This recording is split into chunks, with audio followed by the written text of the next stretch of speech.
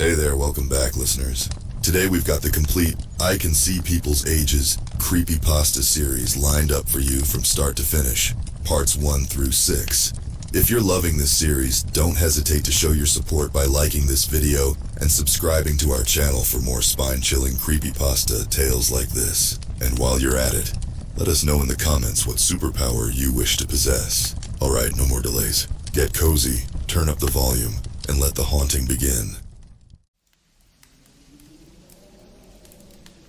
Have you seen those stupid little TikTok trends that have been going around lately?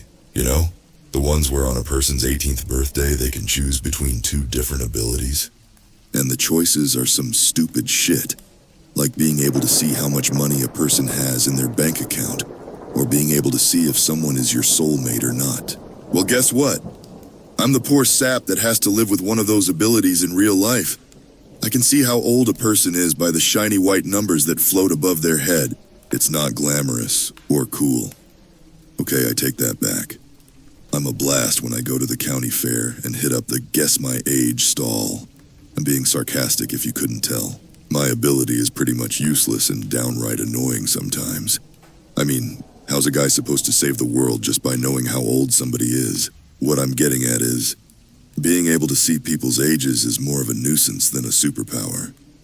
The numbers are pretty blinding, and my attention always gravitates to right above a person's head, even if I'm not trying to. Now imagine how that looks to the pretty girl you're talking to, and all they can see is you staring just slightly behind them. I've gotten one too many slaps in the face for doing that. I wasn't always a freak, though. There was a period in my life when I was a normal kid with a regular childhood. The seeing people's ages thing happened after the near-death experience I had when I was 10 years old. Thankfully, nothing too traumatic happened. I just got stung by a bee and almost drowned in a pool. It was the end of summer, and my parents were hosting their annual back-to-school BBQ. Everyone had just gone inside to escape the sweltering summer heat and eat some good food, as good as my salt-is-spicy white parents could whip up, that is. I stayed outside to play by myself a bit since I was the only kid there. It was always my parents' friends, and a few extended family members who went to those parties. None of my friends. The party was mostly for my parents who were just celebrating having made it through another summer with me. It's not like I was a bad kid or anything, though. Or maybe I was, and I'm just remembering things differently, otherwise maybe I wouldn't have almost died. I was 10. So my parents didn't worry too much about me playing out in the backyard by myself. After all, at that age I was supposed to be a big boy. Anyway, I was out by the pool playing with some random toy when a bee suddenly landed on my hand. The thing you should know about me is that I'm deathly allergic to bees.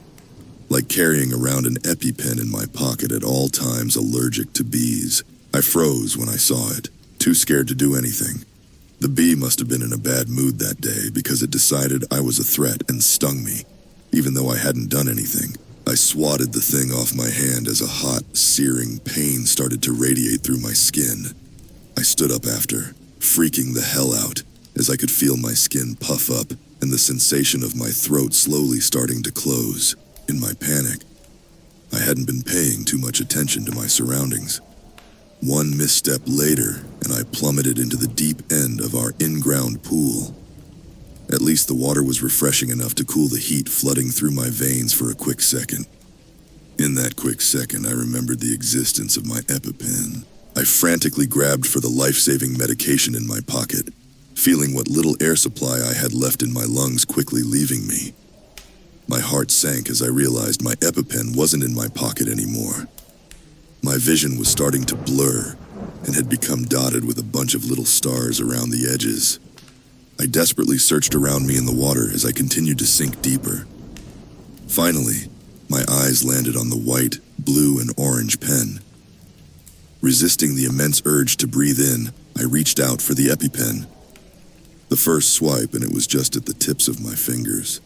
The motion, however, made the pen sink farther away from me. Some bubbles came out of my mouth in a grunt of frustration. That wasn't good seeing, as that breath out was about 50% of the oxygen I had left. With all my might, which wasn't much since I was so oxygen deprived. I managed to swim down and grab the EpiPen. By that point, my vision was almost completely black, and my lips tingled something fierce. Blue to the sky, orange to the thigh. I thought to myself as I uncapped the thing and stabbed myself in the leg, praying the medicine would work underwater. After that, all the fight left me and everything went black and numb. Obviously, I didn't die. Otherwise, I wouldn't be here today typing this out for you to read. I awoke in the hospital about 2 months later where the doctors informed me I was less than a minute away from dying when I was rescued. Thank God my mom had a gut feeling and went outside to check on me. To this day, she tells me, it was just a little too quiet in the house and I had a bad feeling. Mom found my EpiPen floating on the surface of the pool and my body at the bottom. She jumped in and managed to get me back to the surface where I coughed up most of the water I swallowed, but stayed unconscious. Turns out my brain lost enough oxygen to go into hibernation mode or something, causing my body to enter into a comatose state. It took 2 months for my brain to get its shit together enough for me to handle consciousness. You'd think the worst part about coming back from a coma would be all the therapy that came after it. The physical therapy to learn how to walk again and regain control over my limbs. The speech therapy to learn how to talk again. The actual therapy where I had to express all my feelings towards what happened to me. Yeah, all that bullshit sucked ass, don't get me wrong. To me, though, the worst part was everybody asking me what it was like to be in a coma. I'd constantly been berated by the nurses, doctors, and even my parents about what I remembered during my extended slumber. Which, by the way, wasn't much. It was mostly black nothingness. The only thing I vaguely remember was a dream. There was a garden, big and ethereal, like every plant conceivable to man was planted there and then some. Plants that had never been seen before to the human eye. It could only be described as beautiful. There was also a woman there who was sweet and motherly-like. Her hair was blonde and looked as if her hair had been spun by an orb weaver spider. She wore a long white silk dress and her essence reminded me of a goddess. The most interesting thing about her were her eyes. It's like they changed color every second, never staying one specific hue. I think we had a conversation, but this all happened so long ago I can't tell you what was said. The dream ended with her kissing my forehead. After that was when I woke up. After coming out of the coma, I knew something was different about me. For one, there were these glistening white numbers that were plastered above everybody else's head. It was also like a new purpose had been given to my life. All these years later, I couldn't tell you what it is. Even that feeling of purpose has seemed to dim, having no possible clue what the numbers could mean. I did the reasonable thing any kid would do. Ask the nearest adult. Hey Dad, what does the number 47 mean? I wrote it on the notepad the hospital staff had given me to write with since I wasn't able to use my vocal cords correctly yet. My father scrunched his eyes in confusion. What are you going on about, Henry? I scribbled some more. The number above your head, the 47? What does it mean? Are you sure you're feeling all right? He asked, eyeing me up and down suspiciously, like I had just committed a very serious crime. I nodded my head. I felt fine. I just wanted to know what the damn numbers stood for. Instead of answering my question, Dad left the room to track down the nearest doctor. The rest of that afternoon was spent getting a whole bunch of brain scans done, all of which came back normal. I had no growths, tumors, or brain bleeds that would explain why I was seeing numbers above everyone's head. That night I sat in my hospital bed feeling dejected. Nobody could explain to me why I was seeing things nobody else saw. My mother was beside me, rubbing my hand, trying to comfort me. The number 45 glistened above her head. Drowning in self-pity and tired from being poked and prodded all day, I fell asleep. That night I dreamt about the lady in the garden again. She held me in a tight, warm embrace, and then whispered something in my ear. When I woke up the next morning, I felt better, enlightened. Mom, how old are you? I scribbled on the closest napkin after she brought me breakfast. That's an interesting question, dear, she told me. It's a rude question to ask a lady, but I'm 45. It was then that I knew that I could see people's ages. After another month in the hospital, I was finally released and able to go home. What is the first thing you think I did after coming home from the hospital? I told all my friends of my new ability, of course. This, my friends, is when my ability started to ruin my life. Nobody believed me, even when I tried to prove it. No one even thought it was cool that I could supposedly see how old a person was. My friends dumped me and I became known as the freak who lied about everything. The bullying was bad too. Oh God, the bullying. Even my teachers got so annoyed at the insistence of my ability that my parents were called. I got a lecture. The only thing I learned from it was to keep my mouth shut and don't tell anyone that I can see their age. All it would lead to was pain and misery. We eventually moved out of that town, and I got to move schools. It was a fresh start for me, to go to a school where nobody thought I was weird or a liar. Of course, I didn't dare tell anybody about my ability or my past either. I was never the same after all that. I stuck to staying in the shadows. Nobody would notice me if they didn't know I was there after all. To this day, I regret my decision to tell anybody about my curse. High school came and went, and I graduated. High school was enough for me, so I didn't move up to higher education. Instead, I did the only reasonable thing a person in my situation could do: become a bartender. The pay was adequate for the long hours I worked. I got to sleep in on most days, and my boss was chill. His name is Marty, and he owns Marty's, the bar I work at. The place was small and barely up to health code, but I considered it my second home. My first home being the apartment right above the bar that Marty leased to me. My ability made my job a little easier, especially when the state sent in a miner to make sure we were IDing people. I was always at the top of my game. Their spy wouldn't make it 3 feet from the door before I turned them away. When their fake ID didn't check out either, they sulked right out of the bar. Every time a kid came in with their ironclad fake ID, they got turned around. When they protested that they were of age, I told them that the cops could come down here and verify their age for themselves. That usually got them to stop mouthing off and leave. Now tonight was like any other night at Marty's. I'd been in the middle of a small rush around midnight. How it usually was that time of night, slinging drink after drink. I was also alone as usual. Seeing as I was a seasoned bartender, I didn't really need a barback or another bartender, even though the extra help would have been nice. Marty couldn't really afford it though. It was busy enough where I didn't see her slip in. I had turned around to blend a third frozen margarita for Gladys, one of Marty's regulars. I was stuck in a conversation with her about how good it was to still be youthful. Gladys was full of shit. She always went around telling everyone she was only 46. But her true age sat right above her head in big bold numbers saying 59. When I turned back, I noticed the woman sitting there at the end of the bar, as it had become second nature to me. I glanced above her head slightly to see her age. The frozen margarita almost fell out of my hands. The woman had been typing away at her phone so she didn't notice me fumbling. I quickly handed Gladys her margarita before haphazardly trying to recollect myself. "What can I get for you tonight?" I asked her as confidently as I could muster. I rubbed my eyes, pretending to be a little sleepy. In reality, I rubbed my eyes to make sure I was seeing her age correctly. Above the woman's head in stark white letters was the number 300.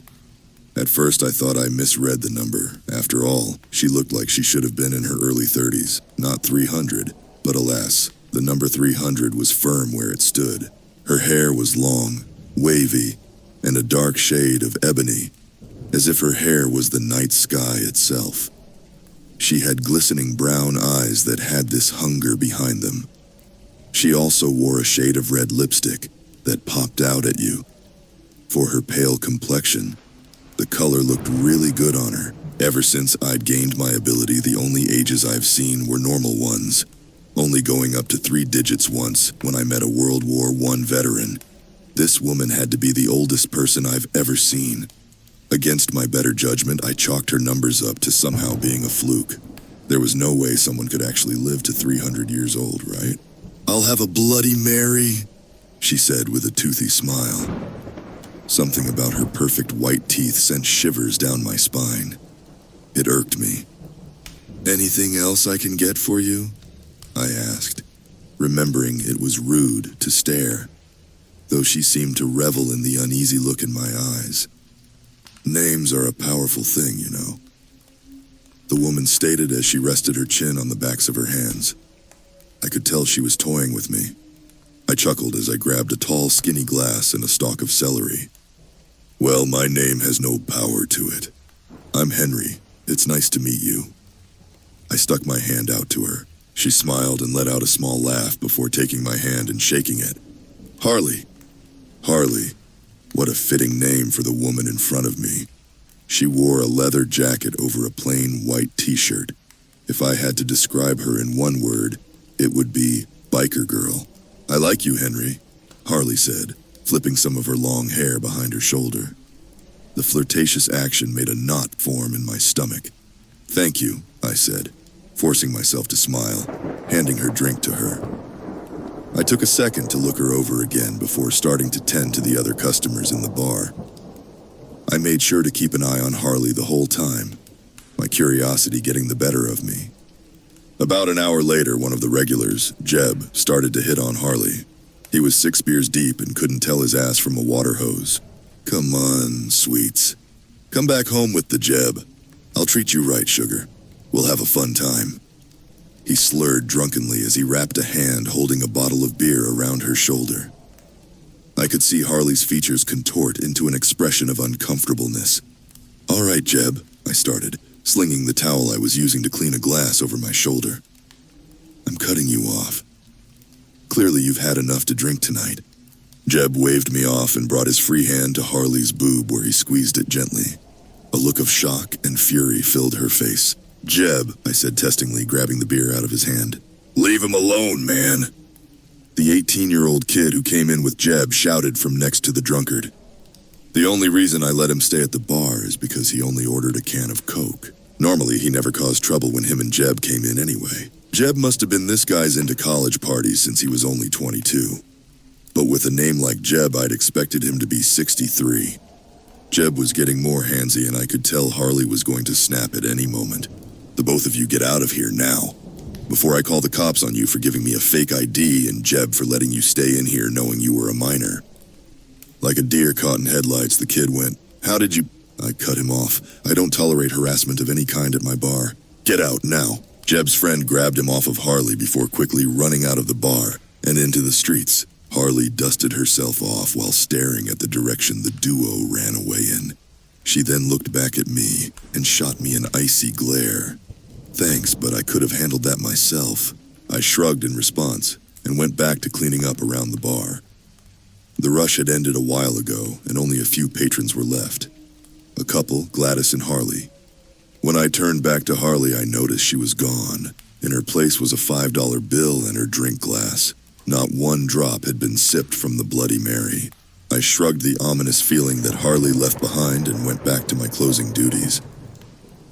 I kicked a few drunks out of the bar, called them taxis, and then closed Marty's down for the night. The sound of heels crunching against gravel took my attention off the back door to the bar. A tall shadow stood at the alleyway entrance. I tucked my keys in between my fingers and tightened the grip on the garbage bag in my other hand. Like I said earlier, a familiar voice echoed off the walls in the alley. I can handle myself. Harley stepped into the edge of light coming from a street lamp behind her, wiping something off her face with her sleeve. Blood. Her mouth was covered in blood and she had a crazed look in her eye. Her once white shirt, now a rusted brown color. She smiled at me again. This time 2 huge fangs hung in her mouth. The word vampire flooded my mind as her age started to shine more intently above her head. The woman before me was literally 300 years old. A 300-year-old vampire. She was on me quick, giving me no time to prepare or defend myself. The garbage bag and keys in my hands fell to the ground as I was stuck in her strong grasp. Harley pulled my black polo down and licked the area where my neck and shoulders connected, sending weirdly pleasurable tingles down my spine. I braced myself for the pain that would come from the bite when she eventually stopped licking me. I heard her hiss as a hot stench of iron filled my nostrils. Don't worry, Henry. I'll make it quick. Harley then clamped her jaw shut as she bit down. I screamed out in pain as I imagined all the blood being sucked from my veins, my body withering away into nothing but a husk, and Harley standing over my corpse full and satisfied with my exsanguination. I started crying as my mind flooded with regrets. How much better could my life have been if I never told anyone about my ability? Maybe my parents wouldn't think I was crazy and a disappointment. Maybe I could have gotten a girlfriend, settled down, gotten a nice house and had a kid. In my hysteria, I hadn't noticed there had been no pain at all. Harley had released me. When realization struck, I spun around in confusion. My neck was fine, and not a single blood cell was taken from me. Harley stood behind me, chuckling to herself, as if she should have known better. In the palm of her hand was a sharp fang. It belonged to her, seeing as a nice gap was in place where her upper left canine once rested in her gums. "Ah, fuck!" she yelled out in an angry laugh, stomping her black leather Doc Martens on the ground. Harley looked me in the eye, a deep-seated hatred behind her eyes. "You're a goddamn chosen." I fixed my shirt and pressed myself up against the back door to the bar, still processing the events that just happened. Harley, the 300-year-old vampire standing in front of me, just tried to drain me of my blood. Instead, she ended up breaking one of her fangs and was currently giving me an "if looks could kill" stare. I'm a what now? Never mind that, I screamed. "You're a fucking vampire." In a second, she was back on me, holding my mouth shut. Harley whispered menacingly in my ear, "Christ, shut the hell up. You know, you might be one of the chosen and I might not be able to drink you, but that doesn't mean I still can't kill you." I pushed her off me, less scared of her than I was a second ago. A breathless laugh escaped my mouth as I ran my hand through my short brown hair. "I still don't know what you're talking about." Sure you don't." Harley rolled her eyes and shoved her hand in my face, fang pointed right at my eyeball. "I can't believe I was stupid enough to fall for that nerd's trap. Where is he, huh? How far away is that little twerp, Nate?" "Listen, lady," I said, trying to be menacing, shoving the fang out of my personal space. "You better start talking some sense or I'll knock that other fang right out of your mouth." Harley chuckled. "I'd like to see you try, sweetheart," before stuffing her tooth into the pocket of her leather jacket. She looked unsure of herself, like I might really be able to knock her other tooth out. She took a few steps back and started laughing nervously to herself. Something had her spooked. "Well, this is clearly an act you've got going on here. That or you really are as clueless as you look. Either way, it's been fun, but I'm getting the hell out of here while I still can." Harley threw out a peace sign as she turned to leave and melt back into the shadows, but suddenly stopped in her tracks. She let out a groan of frustration as she clenched her fists. No, shit! I scrunched my eyebrows in confusion. This whole situation was just so odd. Then again, so is a guy who can see how old people are. "Going somewhere, Harley?" An unfamiliar male voice rang out from the entrance of the alleyway. He stepped into the light, holding his hand out in front of him, like he was using the force. What a shame. The party was just getting started. Well, one thing is for sure, Harley was right. This kid was definitely a nerd. He wore tennis shoes, beige khaki pants, and a dark navy blue sweater vest on top of a white dress shirt. He even had big oversized framed glasses to match. Who I'm presuming to be the infamous Nate Harley was going on about earlier was tall, dark, and handsome, but I could definitely tell he was just a teenager. What was weird, though, was that for the first time that wasn't on TV or looking at people through a mirror, I couldn't see his age. There were no numbers above his head.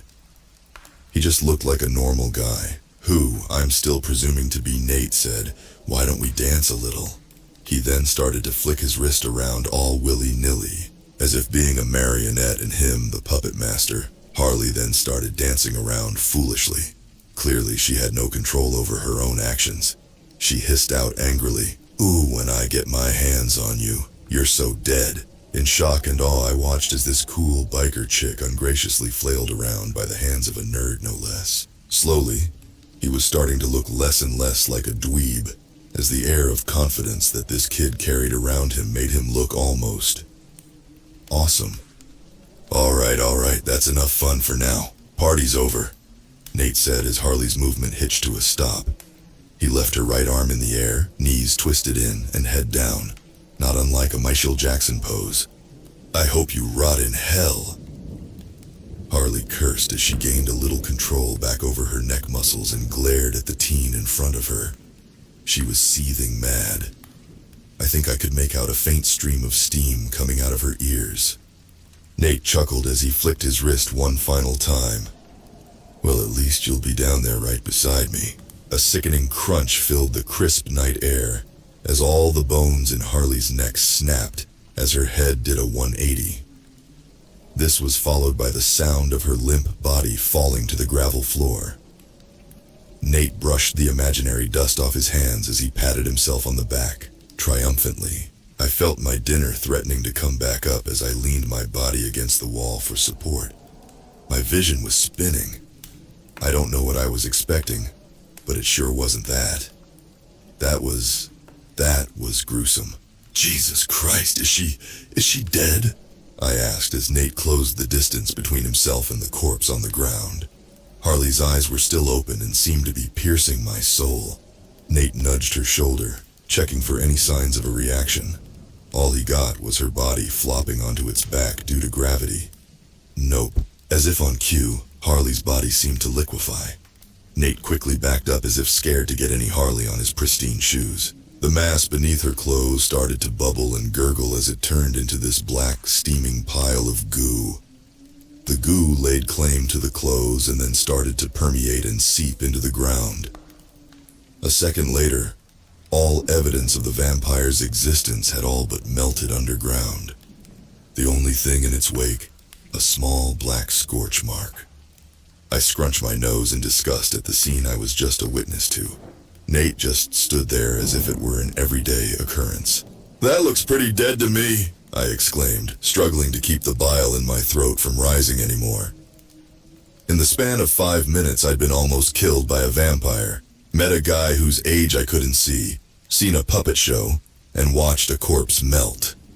Don't worry, newbie, she'll come back. They always do. I didn't know how to respond to that. She'll rise again at the spot where she first died and became a vampire, Nate stated matter-of-factly. Great, I replied back, rolling my eyes, because that clears everything up. Hey, listen, man, I heard the tail end of that conversation. Seems to me we've got something in common. You live around here? He asked nonchalantly, as if he hadn't just used the force on one of my previous bar patrons and disposed of the evidence in one fell swoop. I nodded my head behind me, gesturing to Marty's. I sleep upstairs. Nate wiped his hand under his nose as he sniffed in a quick breath of air. Perfect. I could use a drink. Somehow I, Henry West, your average bartender at Marty's, found myself sitting on the edge of a king-sized bed next to a very questionable stain in a seedy motel somewhere in backwoods Maine. Don't ask me how I got here because I'm not so sure myself. There's a good chance, however, my journey began after sharing a drink with Nate. Now, normally I don't condone serving alcohol to minors, but the guy did kinda save my ass from becoming vampire fodder, so it was the least I could do. After a few shots of bourbon and a long conversation, I learned some things. First, Nate's full name was Nathaniel Beckett Wallen, and he was 19 years old. He's been kicking vampire ass for 3 years. Turns out, me and the kid actually have a lot in common. We both had near-death experiences for one. Mine wasn't nearly as bad as his, though. Nathaniel became orphaned when he was 16 after he and his family got into a bad car wreck. Their car had been T-boned by a semi. The driver had fallen asleep at the wheel and lost control of the vehicle. At first, they thought everyone in the car had passed away, but by some miracle, Nate survived. But barely. I got to see the scar on his right arm from when they had to do reconstructive surgery on it after the accident. I'm sure there were more, but I don't think he felt comfortable showing them to me. We were still practically strangers to one another. Nate also had dreamt about the woman in the garden, just like I did. He was able to elaborate more for me, though. The garden had a name. The Garden of Mara. Mara was the lady in the garden, Nate informed me. She was a goddess, and not just any goddess, the goddess of life. She also represents light and good, And apparently when someone dies, their soul gets to rest peacefully in the garden. More importantly, Nate was able to remember their conversation. He didn't really tell me what exactly was said, but what he did tell me was that they talked, she hugged him, and sent him back after kissing him on the forehead. After that, he had the ability to control vampires. Just like how after I almost died, I woke up being able to see people's ages. Mara's chosen few. That's what Nate called us. Now it made sense why Harley called me a chosen earlier. He told me we were handpicked by Mara and given our own unique abilities to stop an immensely evil force. Her brother, Wesson, the god of death, was Mara's complete opposite. Who knew death had such a dorky name, by the way? Basically, he stands for evil and darkness. Before her was him, all alone in the darkness. Mara brought light into his world, gave him a friend. The two were inseparable at first. She was the yang to his yin. Mara even created the garden as their little spot where they could hang together. Then after a while she got bored and created life. Apparently, he got jealous of her creations since she started spending more of her energy on them than on her own brother. He then tried to gain her attention back by destroying the life she had created.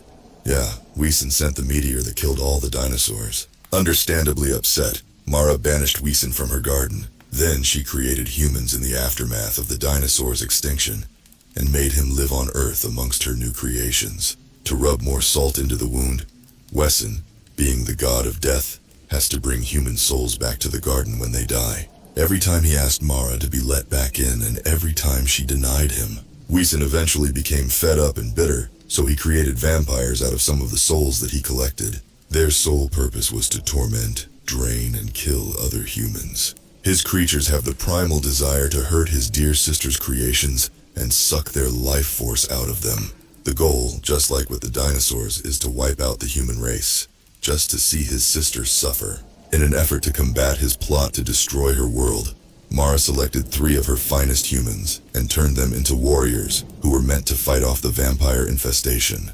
They were given immunity to vampire bites and had abilities that could stop the bloodsuckers. But since controlling how a person dies wasn't within her territory, Mara couldn't protect her soldiers from death completely. That's why there was such an age gap between me and Nate. There had been others before us, and if they die, then another is chosen to take their place. Finally, Nate revealed the true purpose of our powers. There was one of the chosen who could see the true age of a vampire. They were to alert the one who could control vampires long enough to keep them still, so that the last chosen one could light their asses on fire and kill them for good, since only light can destroy the darkness. And what better source of light than fire? We were destined to be a tag team of sorts. How do you know all this? Is this what Mara told you? I had asked Nate after he finished giving me the basic rundown of our situation. I scratched my chin, confused on why in the 17 years since I got my ability, I hadn't known about any of this. Wouldn't it have made sense for vampires to want to track me down, seeing as I could literally blow their cover? Then again, Harley was none the wiser when she came into the bar, so maybe we smelled like regular schmegular humans to them. More or less, was all he told me. So if there's supposed to be 3 of us? That's what I was going to ask you, Henry. I've been on a mission to eradicate the vampire race for years now, and I finally have a solid lead on where the chosen with the fire ability is. With your ability to pinpoint vamps, and my ability to control them, we'll be able to do a lot of good in this world. We'll be unstoppable once all 3 of Mara's chosen few are united. So, are you with me? Wait, does that mean you were looking for me? Have you been looking for me all this time? I asked frantically. The once dwindling flame of purpose inside me was now a roaring blaze. Had I finally found my people? My purpose? Nate shrugged his shoulders playfully. More or less. Well then, Nate, I stuck my hand out to shake his. We're going on a mission. The loud sound of a rumbling muffler pulling into the motel's parking lot broke me out of my daydream. A second later, Nate opened the door to our room. Get ready, he said, as a brown ball of clothes was thrown at me. After changing into the light brown khaki costume Nate had given me, I slung the small backpack that carried all the belongings I'd taken from Marty's with me over my shoulder. I then stopped and peeked out the open door and took a look at the rust bucket that Nate had pulled up in. "Do we really have to go in that rolling death trap?"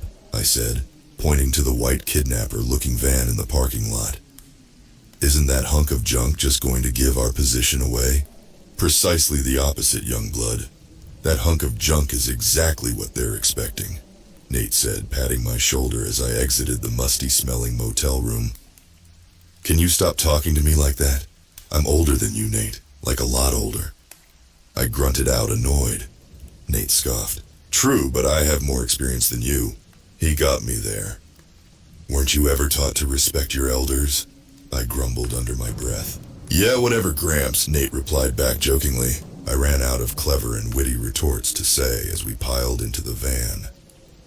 Giant baby blue words saying devilishly fast delivery were plastered on either side of the windowless van with little devil horns and a tail accompanying the logo. The clothes Nate tossed at me earlier was a Party City delivery driver Halloween costume that Nathan bought. It rode up my crotch uncomfortably as I settled into the passenger seat. He'd gotten me a size too small. We wear the same size, but he said they only had one in our size left. Since he bought the costumes and pretty much set everything up, I got stuck with the smaller costume. A thick folded blue paper landed in my lap, aiding the uncomfortable sensation in my nether regions. I folded it open. It revealed the layout of a large multi-floor structure. "That's the blueprints for the facility. Look it over.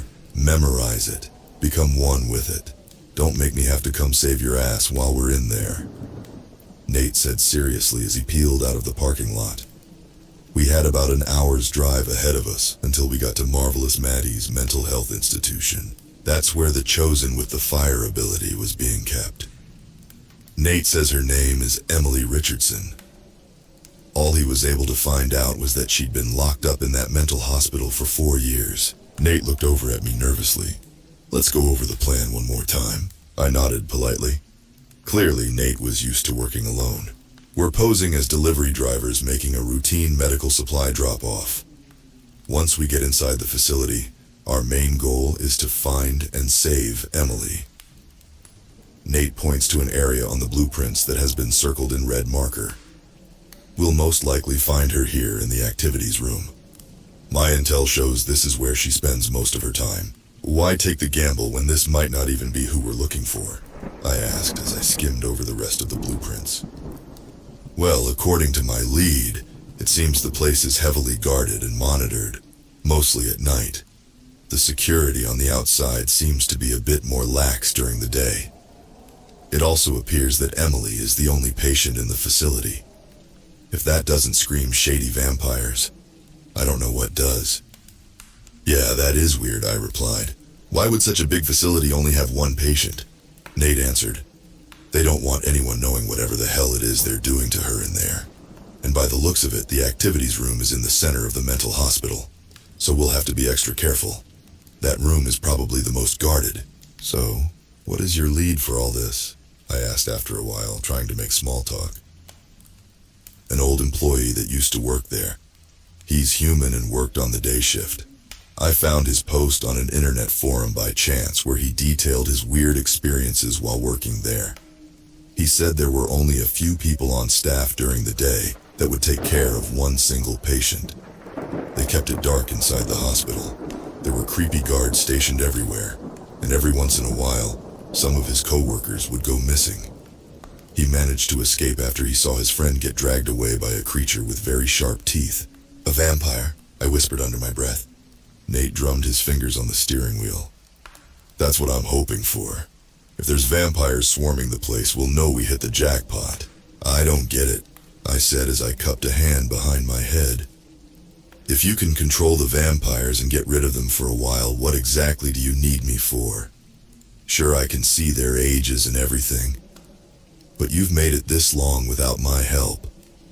I don't think I'll be able to help all that much." Nate sighed, disappointedly. "Henry, I won't be able to do this without you. Your ability, it's more useful than you know." "Really?" I asked. not quite believing him. I mean, the kid has 3 years of vampire hunting experience under his belt, and I only just found out the truth about my ability. Yes, really, he chuckled. Did you know that the older the vampire, the more powerful they become? I messed with a hangnail on my finger absent-mindedly. No, I don't really know much about them other than what I've seen from movies and stuff. Well, most lore in the media is wrong, I'll tell you that right now. My mind flashed back to Harley's body melting into the ground in a dark goo. A shiver crept up my spine at the memory. Clearly. Anyway, Henry, my point is that if when we get in there and the place is crawling with vamps, your job is to direct me to the oldest ones so I can get rid of them. They're the ones we need to be on the lookout for. If you want to make it out alive, you'll do what I say, yeah? I nodded my head in understanding. Look for the oldest ones. Got it. Nate reached behind him suddenly, causing him to swerve in the road a little bit. A second later, there's a wooden stick in his hand that has been sharpened at the end. He handed it to me. Is this a wooden stake? I asked incredulously. He shrugged his shoulders. I said most of the lore was incorrect, not all of it. One hit to the heart with one of these puppies, and they'll explode into dust. Thanks. What? You didn't think I would send you in there alone without protection, did you? I didn't say anything as I looked my new weapon over, inspecting it. It was a simple weapon, really. It wasn't too heavy and I had a good grip on it with my hands. It was the thought of actually destroying one of these monsters that made me uneasy. I'd never done it before. Harley was going to leave me in that alley, but Nathan was the one that sent her back to her death spot or whatever. Either way, I was in no serious danger then. Nate noticed my look of unease. Hey, he said. We're going to be fine, all right. We're going to rescue Emily and get out of there unscathed. We're the chosen few, remember? Yeah, I said, feeling a little more confident in myself. We're the chosen few. Nate turned down a dirt road that we rode for about 3 miles before the trees on the left side of the road cleared up, revealing a large meadow with a magnificently built mansion right in the middle. It was Greco-Roman style, and reminded me of the White House. The whole property was surrounded by 6-foot-high metal fencing with barbed wire on top. We passed a big sign that read, Marvelous Maddie's Mental Health Institution, in big yellow letters. There was a smiley face graphic on the upper right corner that also looked like a sun. The van slowly skidded to a stop as we reached the gated entrance. There were 2 guards stationed out front on either end of the gate. They held rifles in their hands. They were just regular humans from what I could tell. One guard was 27 years old and the other was 38, respectively. Don't say anything. Act normal, Nate instructed as he started to roll down the driver's side window. State your business, Guard 1 demanded. Nate leaned down the side of the vehicle to hand the man a card. I have no idea what it said on it. Nonchalantly he went, Just here for a routine delivery, sir. The guard looked at the card and scoffed before flicking it to the ground. You're late. Got stuck in traffic, sir. You know how it can be sometimes. Nate had a small smile on his lips. If he was nervous, he didn't look like it. A tense moment of silence passed before Guard 1 nodded to Guard 2. Guard 2 then pulled out some sort of scanning device. All right then, Guard 1 said as he took a step back. We're just going to scan your load to confirm. Whoa, what? As far as I knew, the back of this van was empty and had no boxes. I thought Nate went to go pick it up because he rented it from somebody, not an actual delivery service. Nate shot me a testing glance as he noticed the panicked look in my eye. He shot me a look that said, Don't do anything stupid. I tried to refocus my nervous energy and redirected it towards my hands. I clutched the armrest until my knuckles went white, preparing to be shot to death. A chime sound rang out and Guard 2 walked back into position. His scanner thing was glowing green at the end. Guard 1 slapped the side of the truck twice before saying, You're good to go. Guard 2 pressed a button and the gate slid open for the delivery van to drive through. Relief flooded my body as Nate drove down an even windier road down to the mental hospital. Like I told you, Henry, Nate chuckled. This is exactly what they were expecting. A sudden pit formed in my stomach. I didn't like the implications that were behind that statement. It was then that I realized Nate could be one scary hell of a dude. 2 orderlies waited for us inside the delivery bay when we pulled up. One was a guy and the other a girl. They both wore white scrubs. I quickly slipped my wooden stake on the inside of my khaki jumpsuit when I got a look at their ages. "Guy on your left is a vampire. He's 150. I whispered to Nate as we got out of the vehicle. He gave a curt nod to let me know he heard me. "Well," he started as opened the back of the van up, revealing several boxes of medical supplies. "It's been a long drive for the both of us. Mind showing the way to the bathroom?" The girl nodded her head politely as she pointed down a nearby corridor. "The restrooms are down that hall. Should be the last door on the left." Nate and I thanked the woman as we briskly made our way deeper into the facility. "Why didn't you dust that vamp?" I asked. "Because he wasn't alone. That woman was there," he answered. "What if he kills her?" "He won't," Nate reassured me. "Not if he doesn't want to bring in all those boxes by himself." I nodded and we continued our way past the bathrooms into the activities room. The hospital itself was pretty barren. It was eerily quiet except for the buzzing of the luminescent lights installed in the ceiling. That only added to the creepy ambiance. Nate's lead wasn't lying about them keeping it dark in there. As we got closer to the middle of the building, lights became sparse, and every window we passed was covered with thick blackout curtains. We were definitely in the right place. Every now and then we would encounter a stray bloodsucker or two. I would yell the age of the vampire I saw and then point. Nate would do his thing, and the vampire would melt into the ground, being sent back to the spot they died and became a vampire. If I remembered the blueprints correctly, we should have been down the hall from the activities room. Nate stopped me suddenly, his hand pushing my chest back. "Something doesn't feel right," he told me. "What do you mean?" "This all feels too easy. We've only come across a couple of vamps and our prize is right down the hall behind a single door." "You're right," I confirmed as a pit started to form in my stomach. This didn't seem right at all. Not if they were guarding the one person that could actually kill a vampire once and for all. "Get in the activities room and check on Emily," Nate said as he placed a hand on my shoulder. "I'm going to go check things out." Before I could protest, the split up and go along with him. Nate was already halfway back to the corridor entrance we had just come from. I grabbed the stake I had safely tucked away and armed myself with it as I cautiously made my way closer to the closed doors that should lead to the activities room. All I had to do was walk around a corner and I'd be there. With each step I took, the more this feeling of dread consumed me. Something bad was going to happen, and Nate wouldn't be there to save me. I was about 10 paces away from my destination when, out of nowhere, this older gentleman with salt and peppered hair stepped out from the corner. He looked like a butler as he had a handlebar mustache and was wearing a tailcoat suit and a pair of white pristine gloves on his hands. I took a step back as I saw his age. My eyes went wide as I read the number 750. That meant this guy had to have been alive during the goddamn Crusades. "There you are," he smiled menacingly, fangs out and everything. "We've been expecting you." Stunned, I launched towards the vampire, my stake at the ready, directing my aim towards his heart. I went in for the kill, but was suddenly thrown back by the man's immense strength. I crashed into a wall where I'm pretty sure I cracked a rib or 3. He was 10 times stronger than Harley was back in the alley. I tried to pick myself up, to continue to fight, but the 750-year-old butler vampire was faster and threw me back onto the ground. I reached for my wooden stake, but she stomped on it and crushed it to pieces. He stomped on my hand too, for good measure. He looked down at me with this fake look of pity on his face. "I've always despised you chosen few. You always did fuck with my fun." He snarled in my ear. His hand was firm on my shoulder, keeping me to the ground.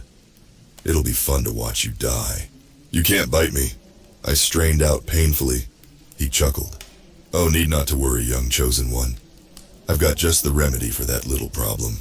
Gramps reached behind his tailcoat and pulled something out. A metallic click filled my ears as he cocked a revolver. My stomach did a backflip. Another sinister smile filled his face. "Say goodnight." I clutched my eyes closed and prepared for the end. Where was Nate when I needed him, huh? Why'd I have to get stuck with the lame power to see people's ages? All it did in the end was let me know that I was going to die by the hands of a very old, very powerful vampire. I was useless. My existence was useless. This was it. This was the bitter end. Me cowering on the floor as a vampire laughed maniacally as he readied to shoot me to death. "No, this is not the end!" A voice not my own screamed in my mind. Suddenly, an intense electrical feeling coiled through my spine. My body went rigid, then into overdrive, and I managed to stand up. This intense feeling flooded my veins. It was a mixture of energy, anger, and power. A feeling I'd never felt before. It was almost intoxicating. He tried to come at me again, but another jolt of electricity shot through me, and Gramps the vampire was stuck in place. I looked down at my hand, out in front of me, like I was using the Force. "No," he said in disbelief. He tried to make a run for it, but was unable to move from the spot I'd glued him in. Instinctively, I flicked my wrist. With a sickening crunch, every bone in the man's body shattered into 1,000,000 pieces. His deformed body skin shell fell to the well-polished linoleum floors. It's like right as he hit the floor, he started turning to black smoky goo. I barely had time to process what just happened before I was alerted to another's presence. "What the?" another vampire said as he peeked around the same corner Gramps had come from. He looked much younger than the other vampire, with long blonde hair and blue eyes. He gave off surfer dude vibes. My hand flexed out again suddenly, directed at the 400-year-old vampire who just witnessed me kill one of his kind. "Boss, is everything all right?" I heard another vamp say from further down the hall. The vampire in front of me stared at me with scared, wide eyes. "Everything's fine," I whispered, a hastily formed idea filling my mind. "Go back to your post." "Everything's fine," he said back, repeating me. "Go back to your post." "If you say so, boss," the other vampire said as the sound of his retreating footfalls filled the hallway. "This is not the droid you're looking for," I said, quoting Star Wars, as I waved my hand in front of the vampire's face. He blinked lazily before walking back to where he came from. I stood there for a second, my brain trying to wrap itself around everything that just happened in the past 3 minutes. The scorched spot left of the 750-year-old vampire I just kinda killed was something, for sure. But more importantly, if Nate was the only chosen who could control vampires, what in the hell did I just do? "Get it together, Henry," I said to myself, slapping some sense back into me. "Remember the mission. Fight now, think later." I checked my surroundings for more vamps. I quickly pressed myself against the wall as another set of footsteps descended from the end of the adjacent corridor. Sneaking a peek, I found an orderly carrying a metal platter with a small styrofoam cup, some pills, and a sandwich on it. The girl's age read only 20, but I was on edge. She still could have been a fledgling vampire for all I know. Technically, anybody in the double digits could be a vampire. They just aren't super mega old like most I've encountered so far were. I couldn't trust anyone. She looked friendly enough with her long brown hair tied back into 2 French braids and eyes which radiated kindness. She continued walking, staring down the activities room doors absent-mindedly. I could only guess who the pills and food were for. Taking a gamble with what little essence of a plan my brain had cooked up, I revealed myself right as the orderly stopped in front of the double doors that led into the most important room in the building. "Hey there," she stared at me with wide doe eyes, pressing her lips into a small line. Obviously, I'd caught her off guard and startled her. Can I help you, sir?" she stuttered out. "How did you get in here?" I shot her a nervous, toothy smile. "Listen, I'm real sorry to do this. You look like a nice lassie, you really do, but..." I wound my fist back, getting ready to knock her lights out, when I noticed the scared look on her face. A few thoughts crossed my mind. How many punches to the face would it actually take for her to go down? How much pain and damage had to be done before she was knocked unconscious? I was already hesitant to hit the woman in the first place, but it was necessary to my plan. Quickly, I changed my plan to what I thought was a slightly less brutal one. "Hey, what's that over there?" I asked as I pointed behind her. Following my lead, the orderly twisted her head to look at the empty corridor behind her. As much as I didn't want to get violent, especially with a woman, I needed her out of the picture, and her clothes. While she was still turned away from me, I lunged forward and took the tray out of her hand and set it haphazardly on the floor. Then, in her stunned confusion, I grabbed her shoulder and twisted her so her back was to my front, then put her in a chokehold. I felt dirty as I covered her mouth with my hand to keep her screams muffled. She squirmed in my grasp and clawed at my arms, desperately trying to get me off her. Unfortunately for her, I was stronger, and within a minute or two she was out. I didn't put enough pressure on her throat to do too much damage, but she would be out for a little bit and wake up with a sore throat and a nasty-looking bruise. Looking around to make sure the coast was still clear, my eyes landed on the only other door in the hallway. I grabbed the orderly's wrists and quickly dragged her surprisingly heavy body closer to the door. I crossed my fingers and toes, praying that this door to whatever room laid behind it was unlocked. Mara blessed me with some good luck as after a quick jiggle of the doorknob, the door popped open, revealing a small janitorial closet. I gently disrobed the nurse out of her scrubs, not looking at or touching anything because I'm not a perv, and set my delivery driver costume neatly on her torso. If she woke up in there, at least there'd be something for her to change into. I did a quick costume change, then grabbed a broomstick and stuck it under the doorknob after gingerly kicking the orderly's legs inside the closet. The white scrubs the orderlies had to wear must have been unisex or something because they fit surprisingly well. They felt light and breathable, like silk pajamas. My only problem was that I had 2 feet on the other girl, so the pants went up a little past my ankles. Anything, though, was better compared to the tightness of the delivery driver costume. Collecting myself, I swept some hair out of my face and ran my hand through my hair. Hopefully I won't need to do any more evil deeds for the rest of the day. I scooped the metal tray off the ground and walked towards the activities room doors. The small golden plaque mantled above the wooden double doors that read Activities Room only confirmed I was in the right place. I hadn't gotten close enough to the doors before to see that plaque, so it was nice to know I hadn't royally fucked up, and I was actually worthy of being on Nate's team. Now all I had to do was go in there and rescue the last chosen, so our team could go and kick some vampire ass. Taking a deep breath in, I shifted my left hand under the middle of the tray and knocked softly on the door 3 times with my other hand. "Hello?" I asked softly, not wanting to startle whoever was in the room. "Is anyone in there?" I was about to knock again after not hearing anything, but I paused when an even softer voice said from the other side of the door, "Come in." I opened the door and realized why they sent human orderlies in there instead of vampires. The activities room was a huge open space with one wall basically being floor-to-ceiling windows. In contrast to the dark corridor on the other side of the large oak double doors, bright light from the early afternoon sun lit the activities room up like a Christmas tree.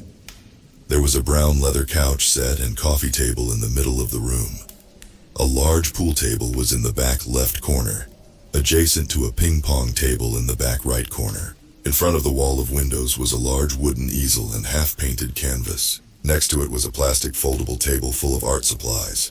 Paint brushes, colorful tubes of acrylic paint, oil paints, and a watercolor palette were littered all over the surface of the table. A stack of empty canvases of all different shapes and sizes laid in the corner. Next to it was another stack of paintings, all with similar compositions. But they were facing the ceiling, so I didn't get a real good look at them. The canvas itself was full of different vibrant shades of greens, yellows, pinks, and purples. Even though it wasn't finished, I could tell it was a painting of a garden that I'd visited before, the Garden of Mara. It was then that I noticed all the paintings hanging around the room. They were all almost identical, except that put together the canvases showed a greater painting altogether. It was almost a full panorama of the pavilion that sat in the middle of the garden. Emily grabbed an apron with a million paint splatters covering it and tied it around her front. A little name tag reading, Emily, was pinned to it. Emily picked up a white plastic palette and started to paint again. "You're not Gloria," she said in a slow, monotone voice. I set the tray I was carrying down on the glass coffee table, then went back and locked the doors. I couldn't risk any vampiric interruptions. Gloria is feeling a bit under the weather at the moment, so they sent me. I lied. Something felt off about this whole situation. As I got a better look at Emily, I had a sneaking suspicion why. She wore a light gray sweatsuit under her apron. Her blonde hair was tied back into a messy bun. A million freckles were speckled all over her rosy cheeks and nose. Her eyes were glassy and gray with a far-off look in them. Immediately I could tell she wasn't fully there. I grabbed the pill cup that sat in between the styrofoam cup of water and sandwich on the tray I'd brought in. The cup contained 4 small white round tablets and 1 long light blue pill. None of them had the standard imprint codes that identified what the medicine contained. Just what kind of drugs were they giving her? When I looked back up after concluding my examination of the pills, Emily was standing in front of me, her palm held out to me expectantly. "My pills?" she asked with a raised eyebrow as she stared at the small cup in my hands. My eyes darted between the pills and her glassy gray eyes. "Why don't we try something different today?" I offered her the sandwich and cup of water instead. She shrugged her shoulders, indifferent to the change of routine, and graciously took the water and chugged it. She ignored the sandwich and went back to her easel. "Do you know your name?" I asked after dumping the pills in the sink that was used to wash the paintbrushes. I turned the faucet on and watched the drugs dissolve in the water and flow down the drain. Emily said absent-mindedly as she continued to stroke her paintbrush against the canvas. She paused, and then turned to me and pointed at her name tag. "This thing says my name is Emily. Who else would I be, silly?" She then continued to paint the canvas, ignoring my existence as she got in the zone. I took another look at all the paintings around the room. "What are you painting?" I asked, already knowing the answer. It took Emily a minute to formulate an answer, like she was trying to find the right words to say. "Home, I think. I know I felt safe there. Warm and loved. I felt at home there. Home. That's an odd way to look at the Garden of Mara. But then again, when I think back to when I visited in my dreams, it could be described similarly to how Emily saw it. It definitely was a safe and comfortable space. No wonder Wesson, the god of death, wanted back in so badly." Emily waved her brush around a large blank spot in the middle of the canvas. "You see right here?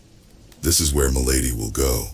I'm not so good at painting people, so I'm going to do her last." After hearing Emily's explanation, the once white blob in the middle of the canvas resembled the outline of a woman. By the outline and with deductive reasoning, I concluded that Emily was talking about the goddess of life, Mara. It seems like she didn't know her name either, since she referred to her as Milady. "You're a good artist," I said, marveling at all the artwork Emily had created. "Your paintings are beautiful." Emily continued stroking her paintbrush along the canvas. Currently, she was touching up a section of pink flowers I couldn't place the name of. Instead of thanking me for the compliment, Emily started airing her grievances to me. "They won't let me paint a mural on the walls and only let me use the canvases. Those only let me create windows. If I could paint my mural, it would be like I was back there." I nodded my head and made a non-committal to show I was listening to her. Emily then pointed to the stack of painted canvases. "Those are my failures, too ugly to even be seen. The only good thing about them is the practice I got. One day though, despite them, I'll paint my perfect mural on the walls. One day, I'll go back home." Even though she was drugged out of her mind, I admired Emily's determination and outlook on life. She had this indescribable aura about her that made me realize why Mara chose her. I could sense it would be even greater if she was at full mental capacity. I asked her one final set of questions before I determined it was high time we got out of there. "Emily, do you remember anything other than the garden? Do you know where you are right now? Why you are here?" She set her paintbrush down and turned to face me again. Emily looked up to the ceiling as she tried to remember.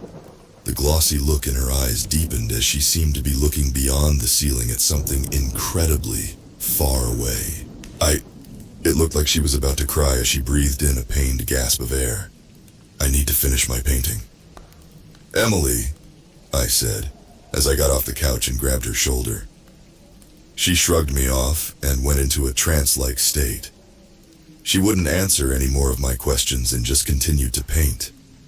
Suddenly, a loud bang came from the locked double doors. Emily didn't seem to mind it, but I readied myself for another vampire attack. Another loud bang came from the door. I grabbed one of Emily's spare paintbrushes and broke the wooden tip handle off, making a makeshift wooden stake. If earlier had been a fluke, and I really couldn't control vampires, I didn't want to be empty-handed when facing another fanged bloodsucker. One third and final bang came from the doors before they burst open.